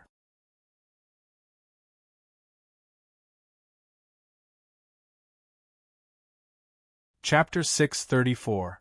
Yi Luo was wearing a white robe that was whiter than snow. He had a warm smile on his face. He was an elegant young master. It had been some time since they last saw each other. His temperament was better than before. Many young ladies in the hall were mesmerized by him. It was hard to tell if they were really mesmerized or just pretending. Next to Yi Luo stood a stunning lady. She was not as beautiful as Lu Ling, but she had an air of nobility about her. However, the noble aura he exuded was extraordinary, giving off the feeling of a phoenix in the sky. He was like a star in the night sky, very dazzling and attractive.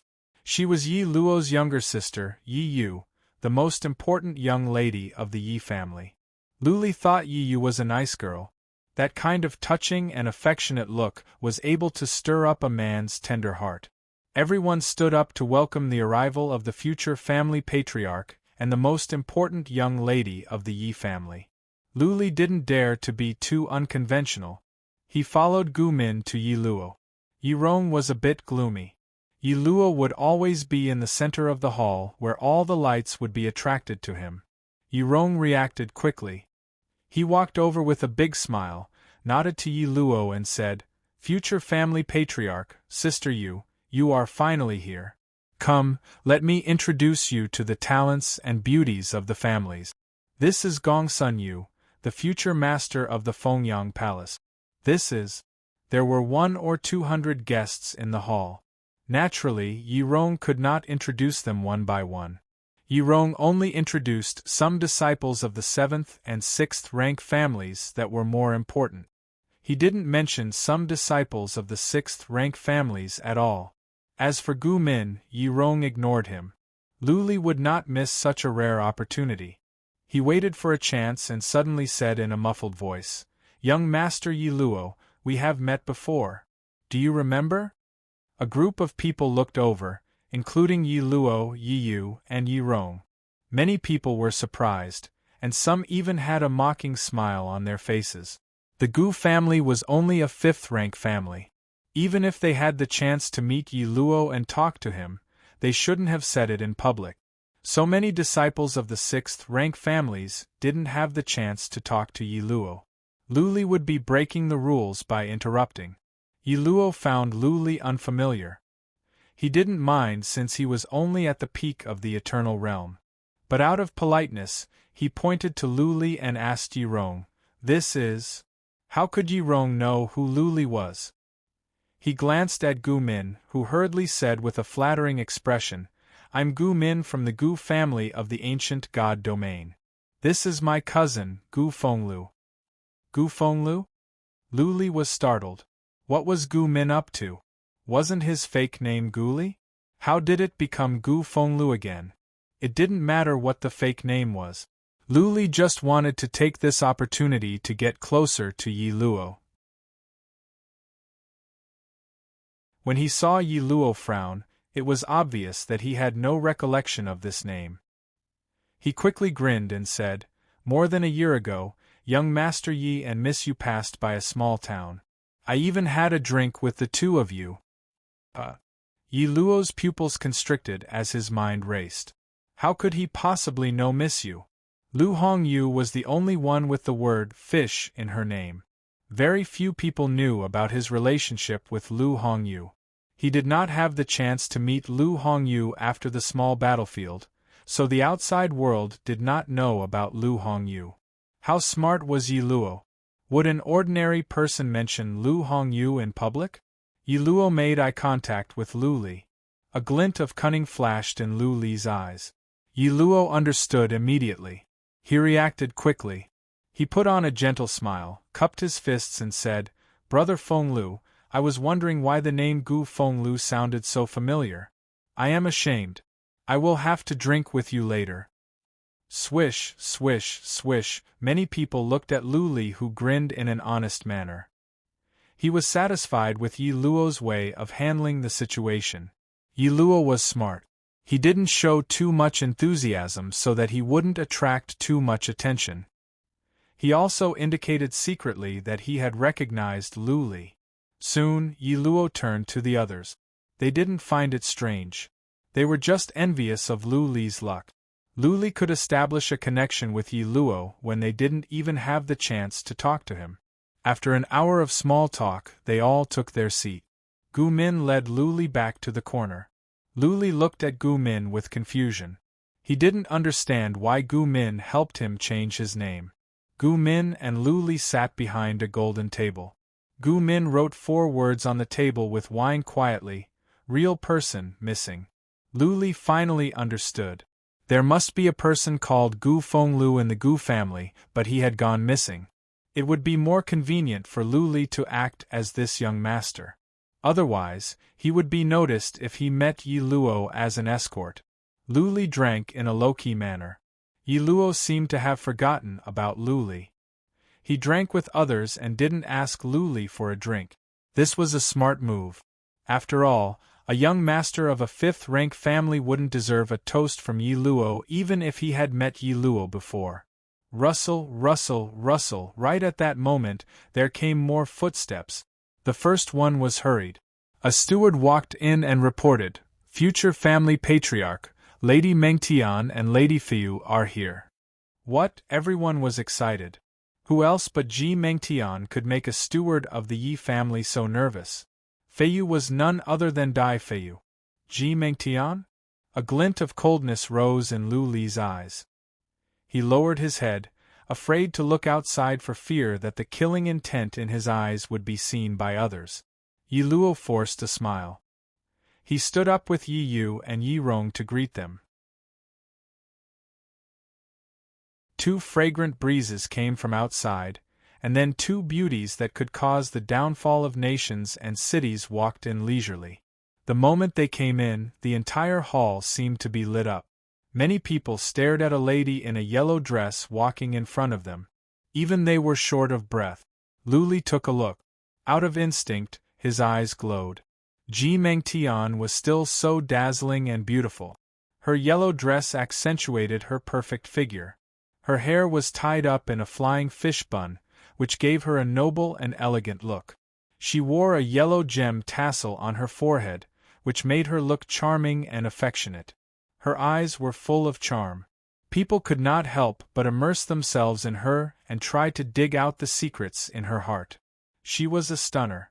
As soon as she showed up, she overshadowed Yi Yu and all the other young ladies. If Yi Yu were the stars in the night sky, then she was the bright moon. Nobody could overshadow her brilliance. More importantly, after staying in the Blood Realm for more than a year, Ji Mengtian had matured. She had lost the childishness of a young girl. Every move she made could stir the hearts of all the men here. Human sovereign realm. Lu Li lowered his head to drink after a few glances. He felt bitter. She really was a freak. being exiled to the Blood Realm didn't dampen her spirit. Instead, by chance, she reached the human sovereign realm.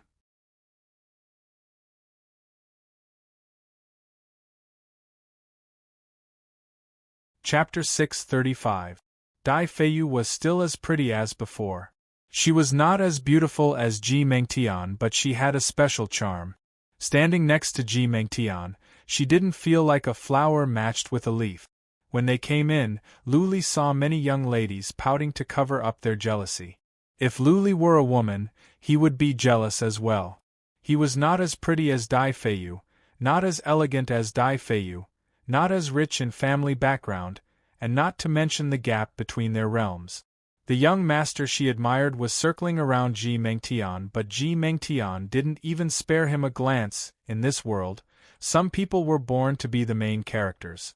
They were the center of attention wherever they went, and the entire world revolved around them. Ji Mengtian was like that. There was nothing to be jealous of. Luli was not envious of her at all. This girl had been tortured by him for several months, hovering between life and death. At the moment, her sister was still locked up in the Ding of Barbarian God.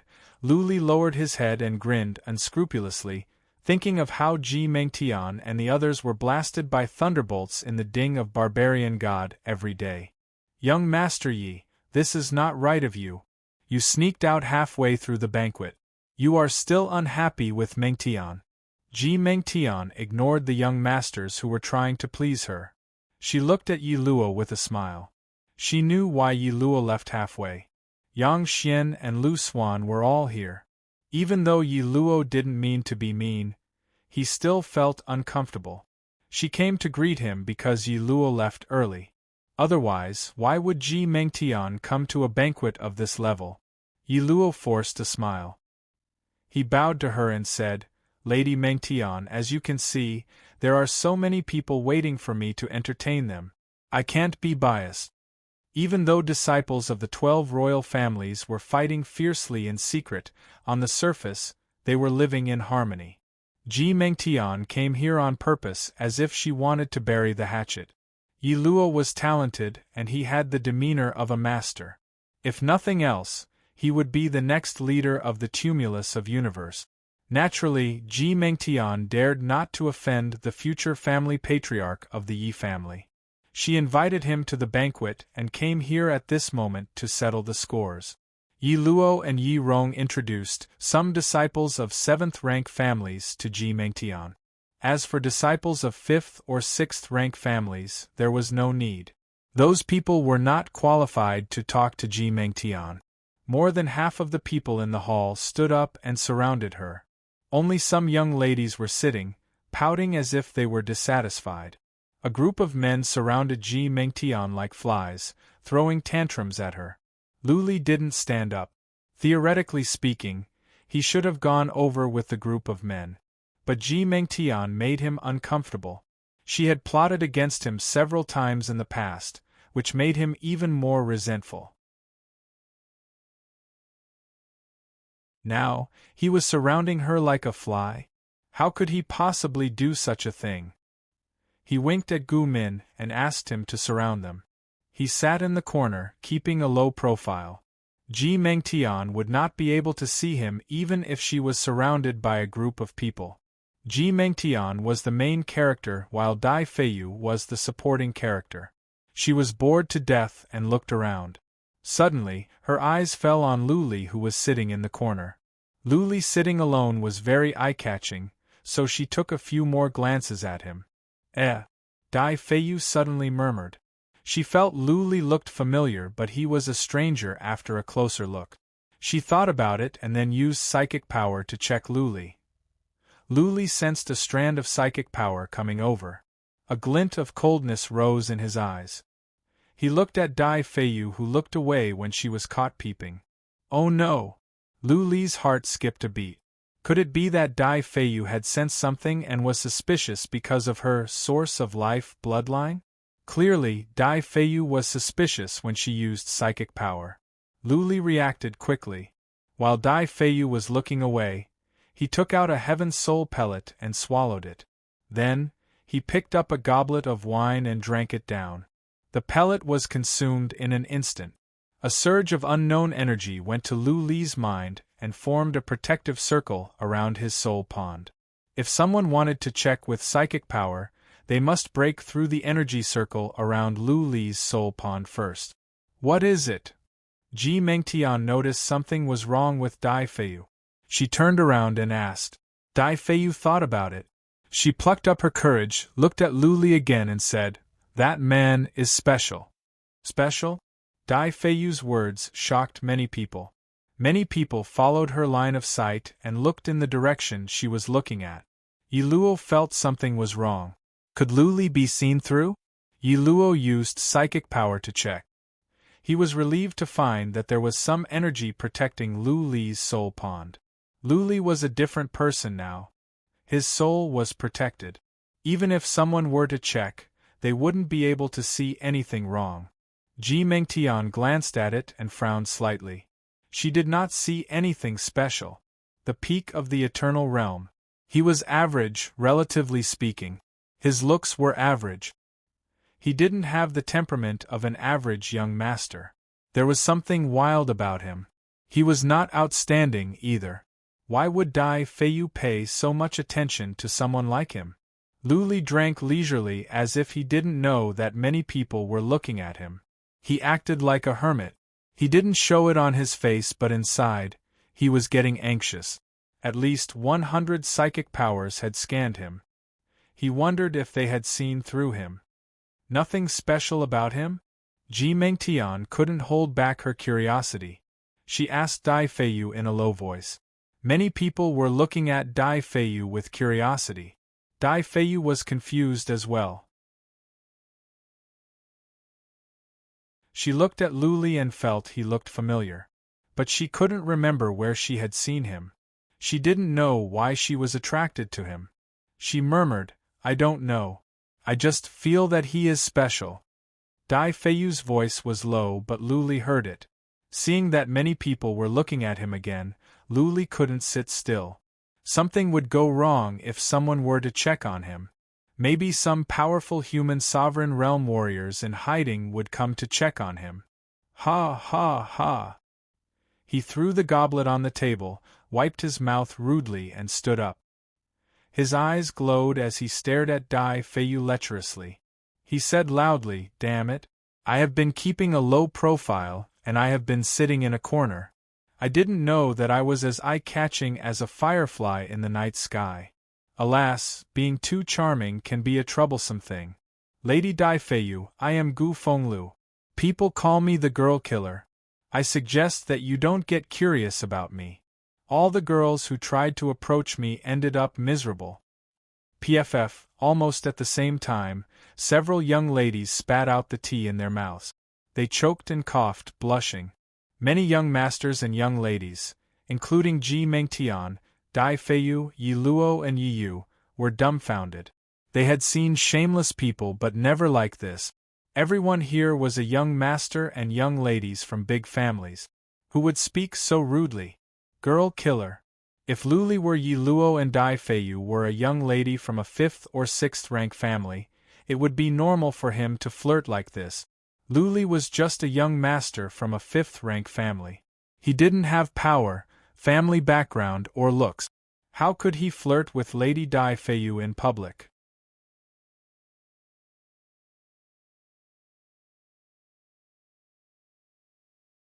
Chapter 636. Dai Feiyu paused for a second and then turned her head away. She didn't dare to reply to Lu Li because it would be beneath her status. Ji Mengtian frowned. She was a bit unhappy. She had seen too many people playing hard to get. They were all people of status. Naturally, she was unhappy that Lu Li was being so rude and vulgar. Yi Luo didn't say anything, but he was laughing to himself. As the host today, Yi Rong had to step in. He gave Lu Li a warning look and said, "Gu Fenglu, drink your wine. Nobody will think you are mute if you don't talk." Yi Rong's words were a little harsh, but everyone understood. What would Ji Mengtian and Dai Feiyu think if the host didn't say anything to defile Dai Feiyu and Ji Mengtian? Many young men despised Lu Li. How could he behave so rudely at such an elegant banquet? Did he think this was a brothel? Luli shrugged his shoulders, sat down and went on drinking. Just now, when he said those hooligan words, no one paid much attention to him. Instead, many people hated him. This was what he wanted. He would never be so rude and hooligan before. He was different from what he was now. In this way, Ji Mengtian and Dai Feiyu wouldn't think of his real identity. Yi Rong said something apologetic, and Yi Luo tried to ease the atmosphere. Ji Mengtian's frown eased. She and Dai Feiyu sat down on a vacant seat. Those that could attend the banquet were all outstanding young masters and young ladies of different families. They were eloquent and sociable. Soon, the atmosphere in the hall was warmed up. They began to talk and laugh, talking about the state of affairs. Luli sat in a low-key manner. He didn't mind the unkind looks that came from time to time. It made him look aloof and unique. Ji Mengtian never looked at Luli again. To her, Luli was a vulgar and boorish man. Why would she care about someone like him? Luli was secretly delighted. He ignored the looks from the young masters and young ladies nearby. But after a while, Dai Feiyu looked at him again as if nothing had happened. Even though she looked away soon, Luli still felt uneasy. He wasn't afraid that he would be hunted down after his identity was exposed. But if Ji Mengtian and the others knew who he would be in big trouble when he sold the Bodhi fruit. Ji Mengtian, Yang Xian and Lu Xuan were working together. It was impossible for him to buy the Bodhi fruit given his wealth. When a group of people gathered together, they naturally had to have a topic to talk about. Otherwise, it would be very awkward. A young master started a topic and asked if Ji Mengtian and Yi Luo were going to bid for the dragon fruit this time. The dragon saliva fruit was a rare fruit from the heaven and earth. After refining it, one's speed of comprehending profound meanings would increase by 50% within a month. For noble Lord Realm Warriors, human sovereign Realm Warriors, and even Earth Immortal Realm Warriors, this was a great temptation. The later stages of cultivation were mainly about learning profound meanings. Yi Luo shook his head and smiled. I'm not going to bid for the dragon's saliva fruit. I think it's better to let nature take its course in comprehending the profoundness. It's not a good thing to use the heaven and earth treasures to comprehend the power Upanishad. Perhaps it will affect your future progress. Yi Luo's words piqued the interest of everyone present. There was actually someone who did not care for such a spiritual fruit of heaven and earth? Some people were deep in thought and felt that what Yi Luo said made sense. Ji Mengtian pondered and didn't express her opinion. Seeing that the atmosphere was good, Yi Rong naturally brought up the topic and led the crowd to express their opinions. Allowing this group of young masters and young ladies to speak freely was firstly to give them a chance to perform. Secondly, it was naturally for them to further interact with the disciples of the various clans and get closer to them. How could they miss out on such an opportunity? 4 young masters and young ladies from the top families were at the banquet today. The standard of the banquet was much higher than before. Now that they had the chance to express themselves in front of Yi Luo, Yi Yu, Ji Mengtian and Dai Feiyu, they spoke with fervor and assurance, and were in high spirits. Of course, there were 2 points of view. One was that the heaven and earth treasures were good for the human body and could help warriors improve their realms faster. The other point was similar to Yi Luo's. Maybe they were trying to please him on purpose. They believed that consuming too many heaven and earth treasures was only a temporary pursuit of realm improvement and that it would affect their long-term development. Some of the hundreds of young masters and young ladies were good-for-nothings. They were showing off, exaggerating and not getting to the point, and they were gloating over it.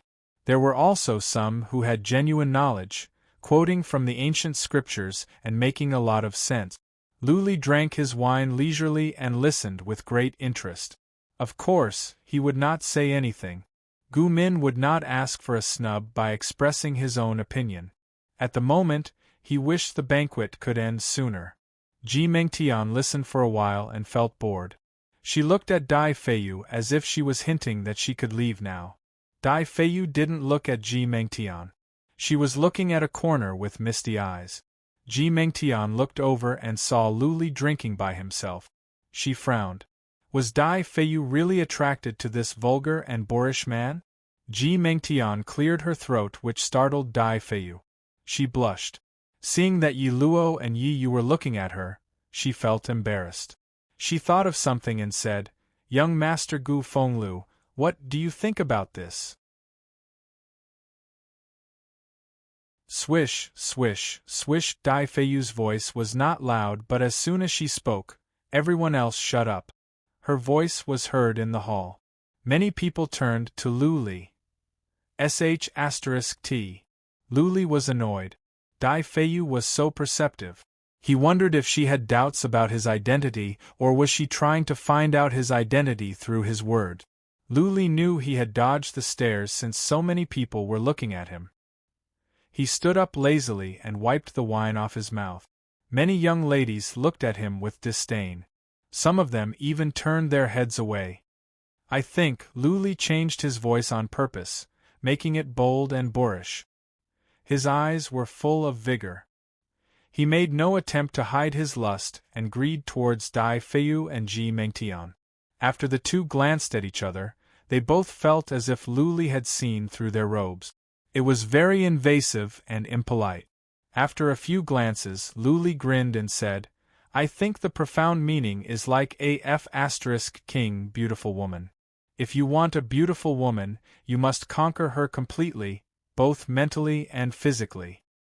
If you use mystical materials to learn the profound meaning, it will be like using aphrodisiac to take over the beautiful woman's body. You can only have the beautiful woman's body, but not her heart.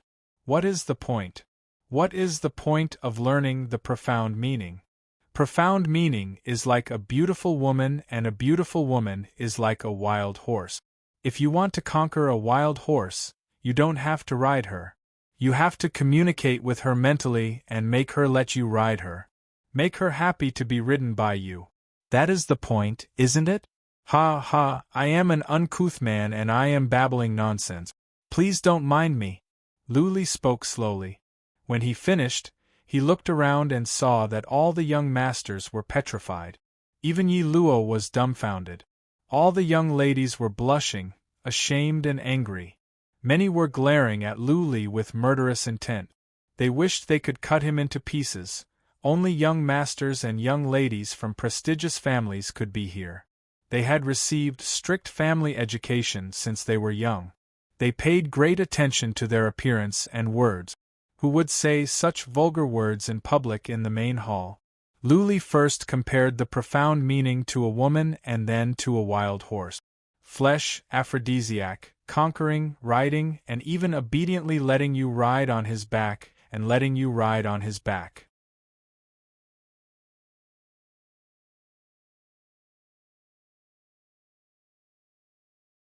Chapter 637. True rich and powerful families were all nobles. Their children were particular about elegance, decency, and elegance. Therefore, they would instinctively resist vulgar and despicable things, even though they would sometimes do things that were even more despicable and shameless than those hoodlums in the marketplace. But on the surface, they were all immaculately dressed, refined, and refined. Even if they openly quarreled at the banquet, both sides would restrain themselves. At most, they would slap the table and challenge him to a duel. They would not curse each other like shrews, nor would they be as vulgar as Lu Li. The anger in Ji Mengtian's eyes was hard to hide. Dai Feiyu's face was as red as blood. She turned her head to one side and looked regretful. She hated herself for asking so many questions. Yi Luo was speechless. If it were Lu Li who revealed his identity, nobody would dare to say anything. Instead, some young ladies would flirt with Lu Li in a shy manner. However, with Lu Li's current identity, it was not appropriate to say such things. It would make a group of young ladies feel like they were being profaned by a scoundrel. Yi Luo couldn't say anything, but Yi Rong was furious. Today, he was the host. Someone was spouting nonsense and offending a group of noble young ladies. As the host, it would be rude of him not to step in. He was about to stand up and scold Luli and ask someone to drag him out. There were people who reacted faster than him. After all, how could some young masters let go of such a good opportunity to flatter and show off? Impudent! A young master from a sixth-rank family stood up first. He glared at Luli and shouted, "Lady Mengtian, Lady Feiyu and Lady Yu are here. How dare you talk dirty? Don't tell me that your Gu family has no upbringing? If no one teaches you, Lu Fu doesn't mind teaching you how to behave." The one who called himself Lu Fu was 25 or 26 years old, and at the middle stage of the noble lord realm. He was arrogant and provocative. Clearly, Luli was only at the peak of the eternal realm, and he was trying to gain the limelight by overpowering Luli. Luli didn't want to fight, nor did he want to quarrel with this man. He just wanted to dispel Dai Feiyu's suspicions. He would not pay attention to a nobody like him. Thus, he glanced at Lu Fu indifferently and did not say anything. With a cold laugh, he sat down and leisurely drank his wine. The situation was a little awkward. Lu Fu punched the air, and was so depressed that he vomited blood. He had thought that Luli was a reckless man who would scold him or even fight him out of impulse.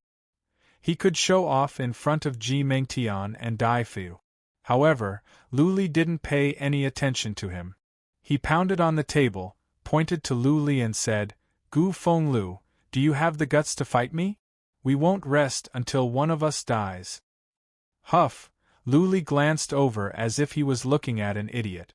Lu Fu came to his senses. His realm was much lower than Luli's. A duel would be beneath him.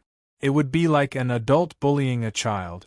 An awkward expression appeared on his face, but he reacted quickly and said, "Your realm is a bit lower, so I'll let you have 3 moves first.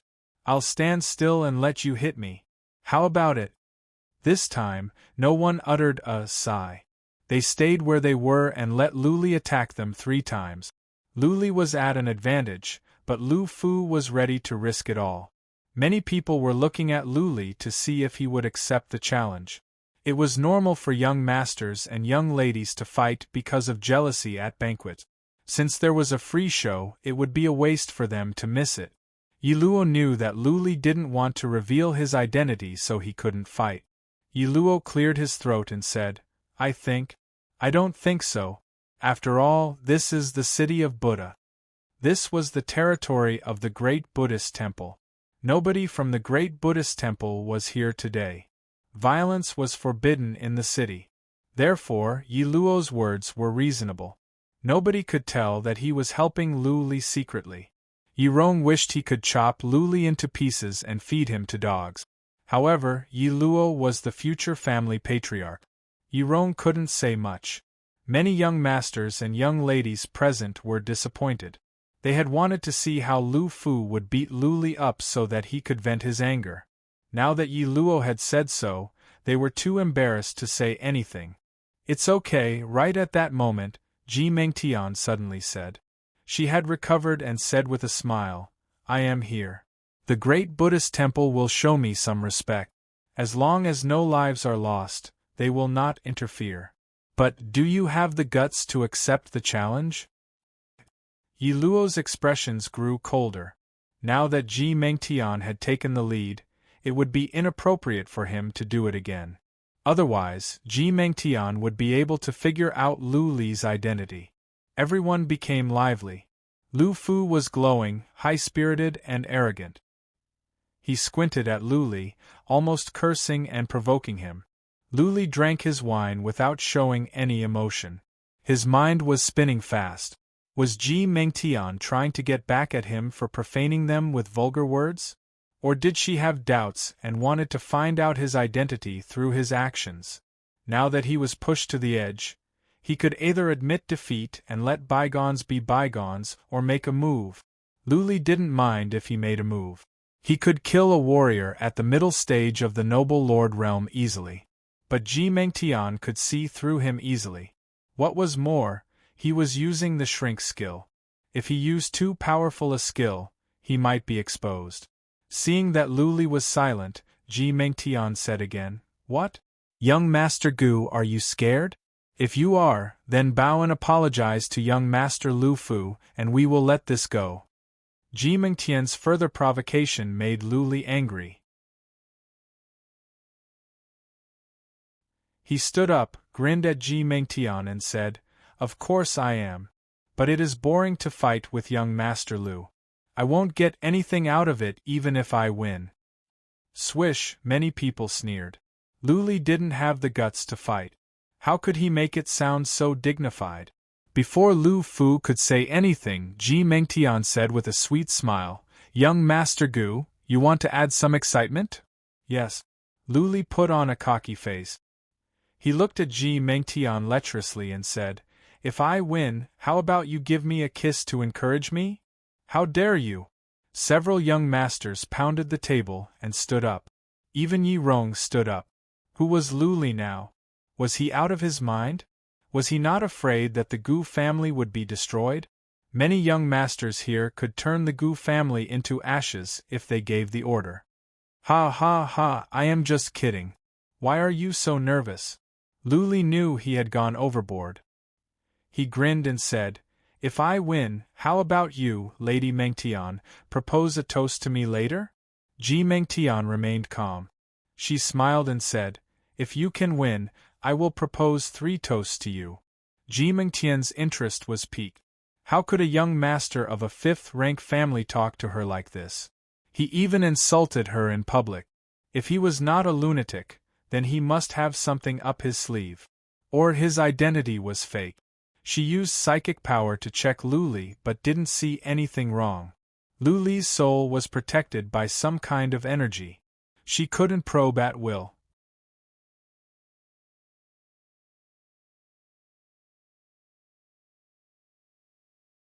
Chapter 638.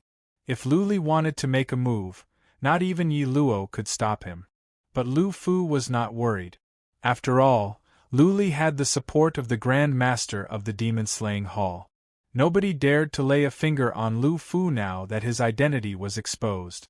Luli could do whatever he wanted. In the hall, there were golden tables on the left and right, leaving a large empty space in the middle. Of course, they were all at high realms. How could they fight here? Lu Fu walked out, threw Luli a provocative look and said, "Let's go out and have some fun. Don't ruin the misty drizzle pavilion here." "No." Luli shrugged and said with a grin, "This is just a fight. Do you really want to kill someone? You want to stand here and let me make 3 moves? Stand here and let me hit you 3 times first." "Here?" Lu Fu narrowed his eyes. There were people on both sides, and in front of him were Ji Mengtian and Yi Luo. What if someone else was hurt? "Don't worry. I will just hit you 3 times. If you can survive it, then we can go out and have some fun." "Damn it, are you a man or not? Why are you so hesitant?" Luli walked over to Lu Fu as if nothing had happened. His face was full of contempt. Lu Fu was enraged. His body flashed with light and a set of silver battle armor appeared, covering his entire body. The armor was glowing. Needless to say, it was a holy-grade armor. The Lu family was rich. Luli walked to Lu Fu. Before he mobilized his Xian energy, many people were staring at him. Luli casually patted at Lu Fu's chest and said seriously, "Be careful. I am going to make the first move. Don't kill yourself." Luli's casual move was more like a caress to Lu Fu's chest. Lu Fu was cautious. He mobilized his Xian energy, ready to take the hit. "Pa!" Luli slapped at Lu Fu's chest as if he were swatting a mosquito. He didn't use any strength. He didn't even use Xian energy. "What do you mean?" Lu Fu's eyes flickered. He was confused and angry. Was Luli messing with him? Luli nodded with a straight face and said, "Good. Your defense is strong. You can stand my famous shadowless palm. I am impressed." Many people blinked as if they were looking at a lunatic. He didn't use any strength at all. Was this even considered an attack? Did Luli think he was playing house? Ji Mengtian and Dai Feiyu looked at Lu Li with a frown. They were confused as well. Was there something wrong with this young master of the Gu family, or was he toying with them? Yi Luo rolled his eyes, speechless. Lu Li was toying with him. If it were not for the fact that he could not reveal his identity, Lu Li would have laughed out loud. Pay attention! Lu Li yelled and said in a threatening manner, "Now, I am going to use the second move of my shadowless hand to kill immortals. Be careful not to be killed." Lu Li was still moving his hand gently. His hand was trembling and his expressions were exaggerated, as if this move was really a horrifying one. However, there were many noble Lord Realm warriors here, and Ji Mengtian was at the human sovereign realm. They could tell with psychic power that Lu Li didn't even use his Xian energy. His hand was moving slowly toward Lu Fu's chest. He didn't use any strength. He didn't see any heaven and earth Xian qi gathering, and there wasn't even the slightest fluctuation in space. As they expected, when Lu Li's hand landed on Lu Fu's chest, it was no different from swatting a mosquito. Lu Fu didn't even tremble. "You are pushing it too far." Everyone felt they were fooled by Lu Li. Lu Fu was filled with killing intent. He stared at Lu Li angrily and said, "Punk, you will pay for your stupidity soon. Don't worry. I still have one more move." Lu Li grinned, not worried at all. Before Lu Fu could say anything, Lu Li said with a straight face, "I see that you do have some abilities. There is no other way. I will have to use my unique move, the last move of the shadowless hand, soul-seeking palm." "Hoi!" Lu Li shouted. He waved his hands in a very pretentious gesture. Then, he lowered his head without looking at Lu Fu and slapped at Lu Fu's chest with one hand. Down, many people in the audience rolled their eyes, but even more people were filled with anger and murderous intent. They were now completely sure that Lu Li was a psycho. Just like before, Lu Li didn't use any Xian energy. His hand pretended to be shaking, but there was no tremble in the space. Clearly, he still had no strength in his hand. "Lu Fu, slap him to death," a young master said in a vicious tone. They were all men of high status.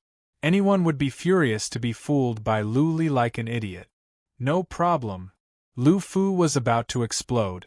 Seeing that Lu Li was about to land on his chest, he secretly mobilized his Xian energy. He planned to kill Lu Li as soon as Lu Li's hand landed on his chest. Lu Li lowered his head and continued to slap forward. He was still yelling, "Taste my soul-seeking shadowless palm, pa." When Lu Li's hand was about to land on Lu Fu's chest, Lu Li suddenly moved up and slapped Lu Fu's face with the back of his hand. Lu Fu wanted to mobilize his Xian energy to kill Lu Li, but at that moment, his expressions changed. A surge of force came from the hand that slapped his face. That force turned into ripples and spread toward his soul pond. Boom, boom, boom, boom, streaks of powerful force shook his soul pond like lightning. His soul pond was not strong. It was cracked at once. Lu Fu felt his vision blacking out. He trembled and fell to the ground. Blood was still oozing out from his mouth. Lu Li's attack was fast. He slapped Lu Fu's face with the back of his hand. It only took the time for one breath for 27 layers of strength to go in.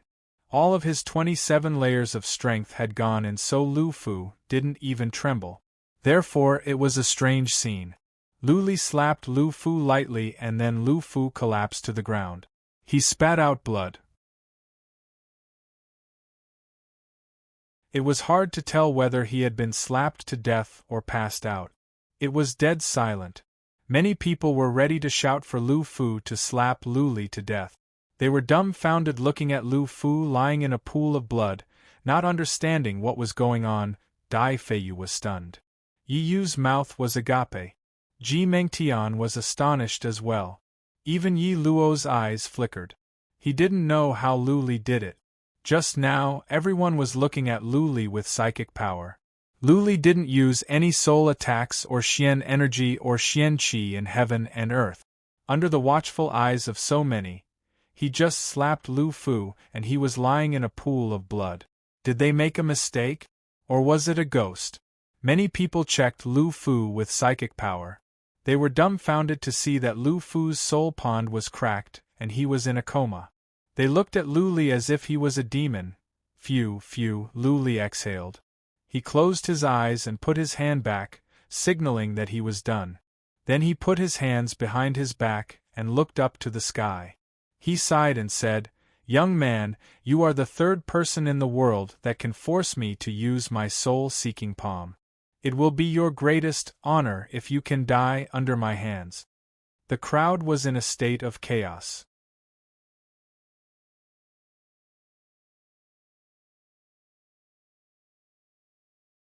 Chapter 639.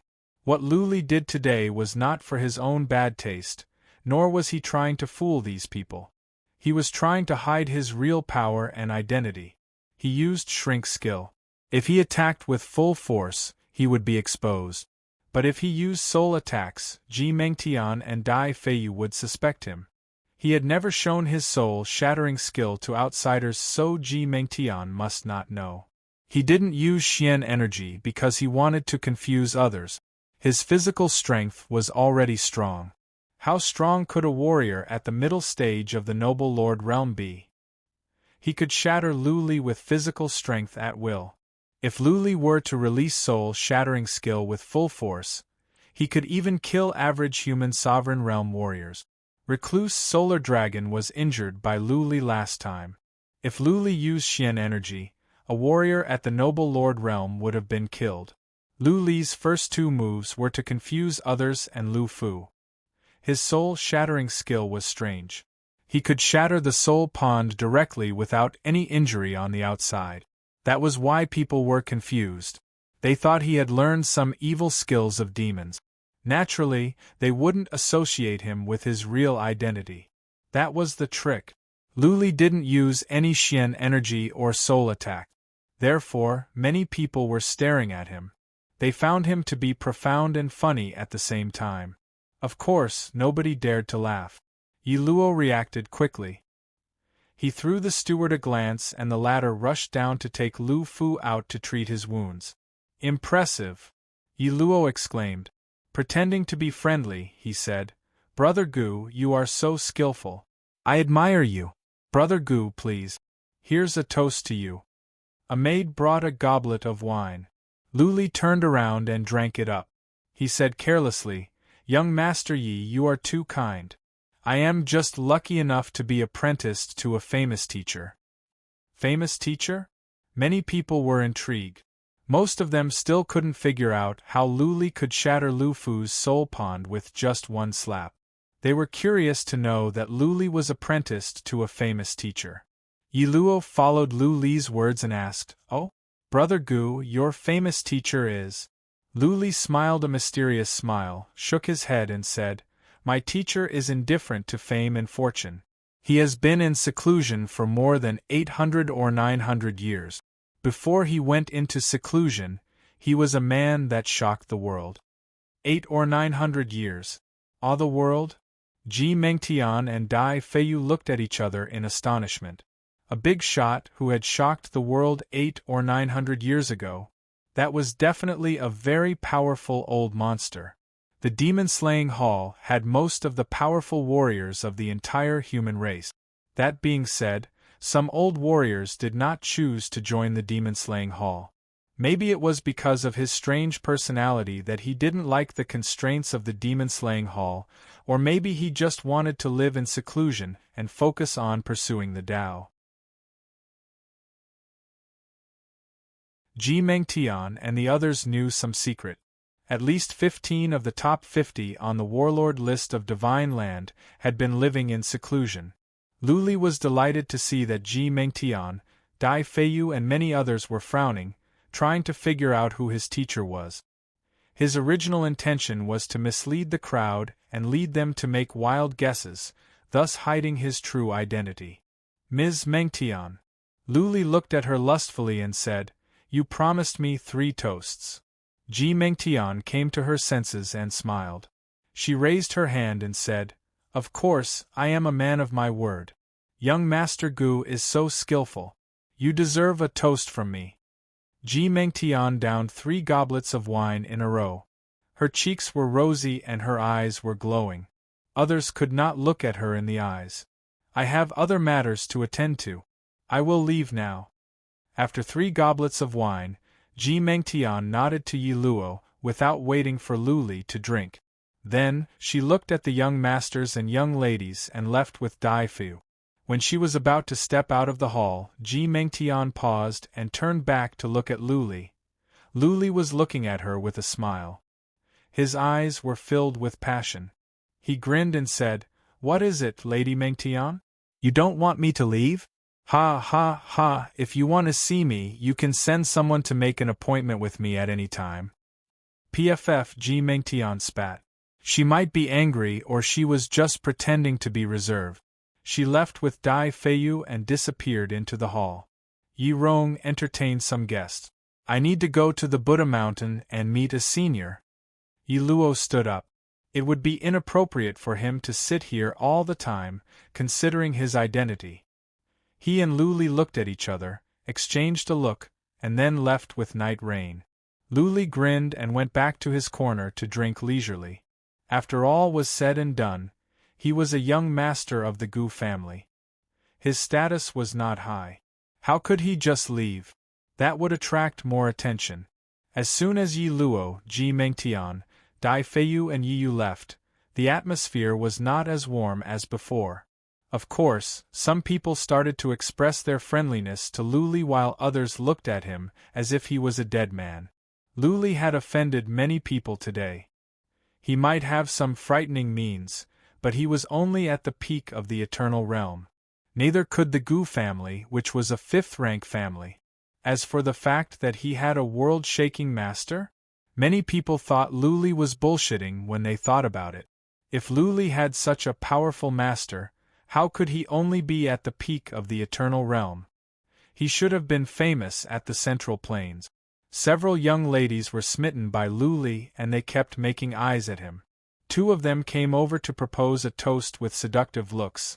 It was time for the party to disperse. One by one, people left. Lu Li and Gu Min sat there quietly, waiting for the others to leave. Yi Rong left as well. Many people in the hall took the chance to leave as well. Soon, the hall was empty. Lu Li was still there. Gu Min looked at him with confusion. When everyone was gone, Lu Li stood up and said, "Let's go." As soon as they walked out of the hall, a steward of the Yi family came over and said, "Young Masters Gu, Lady Yu wants to see you." Gu Min was confused. He had thought that Lu Li was waiting for a secret meeting with Yi Luo. He didn't expect that Lady Yi Yu wanted to see Lu Li. "Let's go." Lu Li shrugged. He was not surprised at all. Instead, he admired Yi Luo's cleverness. If Yi Luo were to summon Lu Li now, some people would notice something was wrong. Maybe Yi Luo had really gone to the Buddha Mountain. A young master of the Gu family had shown his skills at the banquet. Then, a young lady of the Yi family would come out to recruit him. It was normal. Lu Li and Yi Rong were taken to a side chamber. After the steward went in, he was taken to a secret room. At the door of the secret room, the steward threw Gu Min a look. Gu Min stayed at the door obediently. Lu Li pushed the door open and saw that Yi Yu was alone. He touched his nose in embarrassment, cupped his fists and said, "Gu Fenglu is here to meet you, Lady Yu." Ha ha.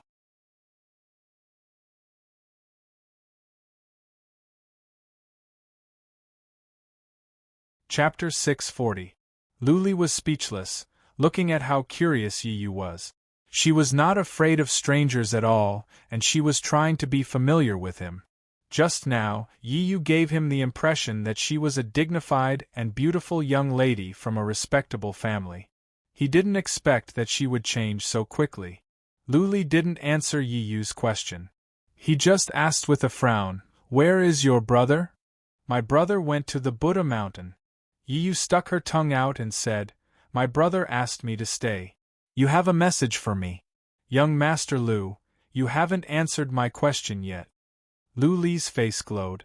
The muscles on his body and face moved and he changed back to his original appearance. Then, he explained, this is an ancient skill. This is not a disguise, so you cannot tell that I am disguising myself. As for this skill, it is not mine. A friend taught it to me, so I cannot teach it to you. Wow, that is amazing! Yi Yu's pretty eyelashes twitched. She looked at Luli carefully and said, You look better now. Right. Brother Li, what was that skill you used to hurt that man? It was so powerful. She changed from young Master Lu to Brother Li, and she moved closer to Luli, looking at him like he was a rare animal. Luli twitched his nose and asked with confusion, Lady Yi Yu, this is the first time we have met, right? You are a young lady of the Yi family. Shouldn't you be more reserved? Ha ha, Yi Yu was not embarrassed at all. Instead, she made a funny face and said, This is the first time we have met, but I know you well, Brother Li. I have collected all the information about you and I know all the legends about you. My brother often tells me about you. You and my brother have been through life and death together. Is it wrong for me to call you brother? Looking at Yi Yu's bitter expression, Luli felt embarrassed himself. He grinned and said, Yes, yes. Now that I have a sister, I will give you a gift. Luli thought about it and took out a red holy grade soft armor and gave it to Yi Yu. Her worry turned into joy. She smiled sweetly and said, Brother Li, you are so nice. Little devil, Luli exclaimed to himself. Yi Luo must have a headache with such a clever sister. He didn't forget to get down to business. It wasn't convenient for Yi Luo to meet him, so he could only let Yi Yu pass the message. He instructed, Go back and tell your brother that if it's inconvenient for me to bid for a spirit fruit in tomorrow's auction, ask him to help me bid for it. That spiritual fruit is called the Bodhi fruit. No matter how much it costs, we have to get it. I will pay him back how many Xian crystals he spent. Yes, yes. Night Rain didn't dare to delay. She nodded and then tilted her head and said, Brother Li, are you usually in the northern desert or the Clouds Plains? Can you take me out to play sometime? My brother is too strict with me. I'm not allowed to go out and play. By the way, do you have a small world that connects the northern desert and the Clouds Plains? Luli was surprised. This had aroused the suspicions of the major families of the Central Plains. Of course, he would not talk about the deserted world. He just smiled and said, If you want to visit the northern desert or the Clouds Plains, you can. Just tell me when you get there. It's not convenient for me to stay here for too long. I'll take my leave first. We'll meet up again after the auction. Okay. Night Rain looked at Luli with hidden bitterness and said, Brother Li, you must take me there or I won't call you my brother anymore. Luli left with a bitter smile. He didn't think Night Rain was annoying. It was just that it was not the right time to hang around with Night Rain. Others might get suspicious. Who knew if there were scouts from other families lurking around? He walked out and left with Gu Min. The two of them went straight back to their residence. Luli had been thinking about the banquet at noon to see if there were any mistake. He wasn't sure when he got back to his place. It was because Ji Mengtian was too smart. He had been in the limelight too much today, which might arouse Ji Mengtian's suspicion. As for Gu Fenglio's identity, it didn't matter. The auction was going to start tomorrow. It was too late for Ji Mengtian to look into Gu Fenglu now.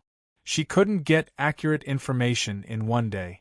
What was more, Gu Min did say there was a person called Gu Fenglu. He had been missing for years. Even if Ji Mengtian looked into him, she wouldn't get much information. Never mind, it was pointless to overthink. Everything would depend on the auction tomorrow. If Ji Mengtian wanted to make trouble, he would do it even if he had to rob her in public. He didn't believe that the Samsara Palace would dare to kill him in public. In an elegant yard in Mount Buddha, Ji Mengtian and Dai Feiyu were drinking tea in a pavilion surrounded by flowers. They came here after they left the banquet. Ji Mengtian said nothing while Dai Feiyu frowned, as if she was still thinking about what happened at the banquet. Feiyu. Ji Mengtian asked after some thoughts. What do you think is wrong with that Gu Fenglu? Dai Feiyu was still frowning. She took a sip of tea and said, I don't know. I just feel something strange about him. He seems familiar and strange at the same time. Familiar? Strange? A glint of coldness rose in Ji Mengtian's eyes. She said, Feiyu, do you think he is Luli? Luli? Dai Feiyu was taken aback. A glint of fear rose in her eyes. She remembered the days that she could not bear to look back on. She trembled. After a while, she shook her head and said, I don't think he is Luli. There is no trace of disguise. Also, if he is Luli, why would he be so high profile? After all, this is the Central Plains. Also, if he is Luli, what is he doing at the city of Buddha? There are so many powerful warriors here, and young masters from different families are here. Isn't he afraid that he won't be able to leave? If he is Luli, he must be here to buy Bodhi fruit. Ji Mengtian put on a cold smile and said, Now that I think about it, I feel he is familiar. It is very likely that he is Luli. Apart from him, who else would have the guts to trick us? On further thought, there were more flaws. For example, the Gu family was just a fifth-rank family. Unless Gu Fenglu was an idiot, he wouldn't have the guts to offend so many young masters and young ladies from wealthy families. It would bring endless disasters to the Gu family. She and Dai Feiyu were of such high status that Gu Fenglu dared to disrespect them in public? If Gu Fenglu had always been like this, he would have been killed a long time ago. Is it really Luli? Dai Feiyu was surprised. She thought about it and said, How about we send someone to look into it? It will be easy to find out if there is such a person in the Gu family. No need. Ji Mengtian sneered and said, We will find out at tomorrow's auction. If he is bidding for the Bodhi fruit, then he is right. Whether he is Luli or not, he is not going to get the Bodhi fruit. Dai Feiyu was worried by Ji Mengtian's ferocious look. She said timidly, Sister Mengtian, I think you shouldn't go against Luli. He is a demon. You will be the one to suffer if you go against him. You're tuning in to the Phoenix Knights YouTube channel. Don't forget to subscribe and join us on this journey to catch the most captivating stories.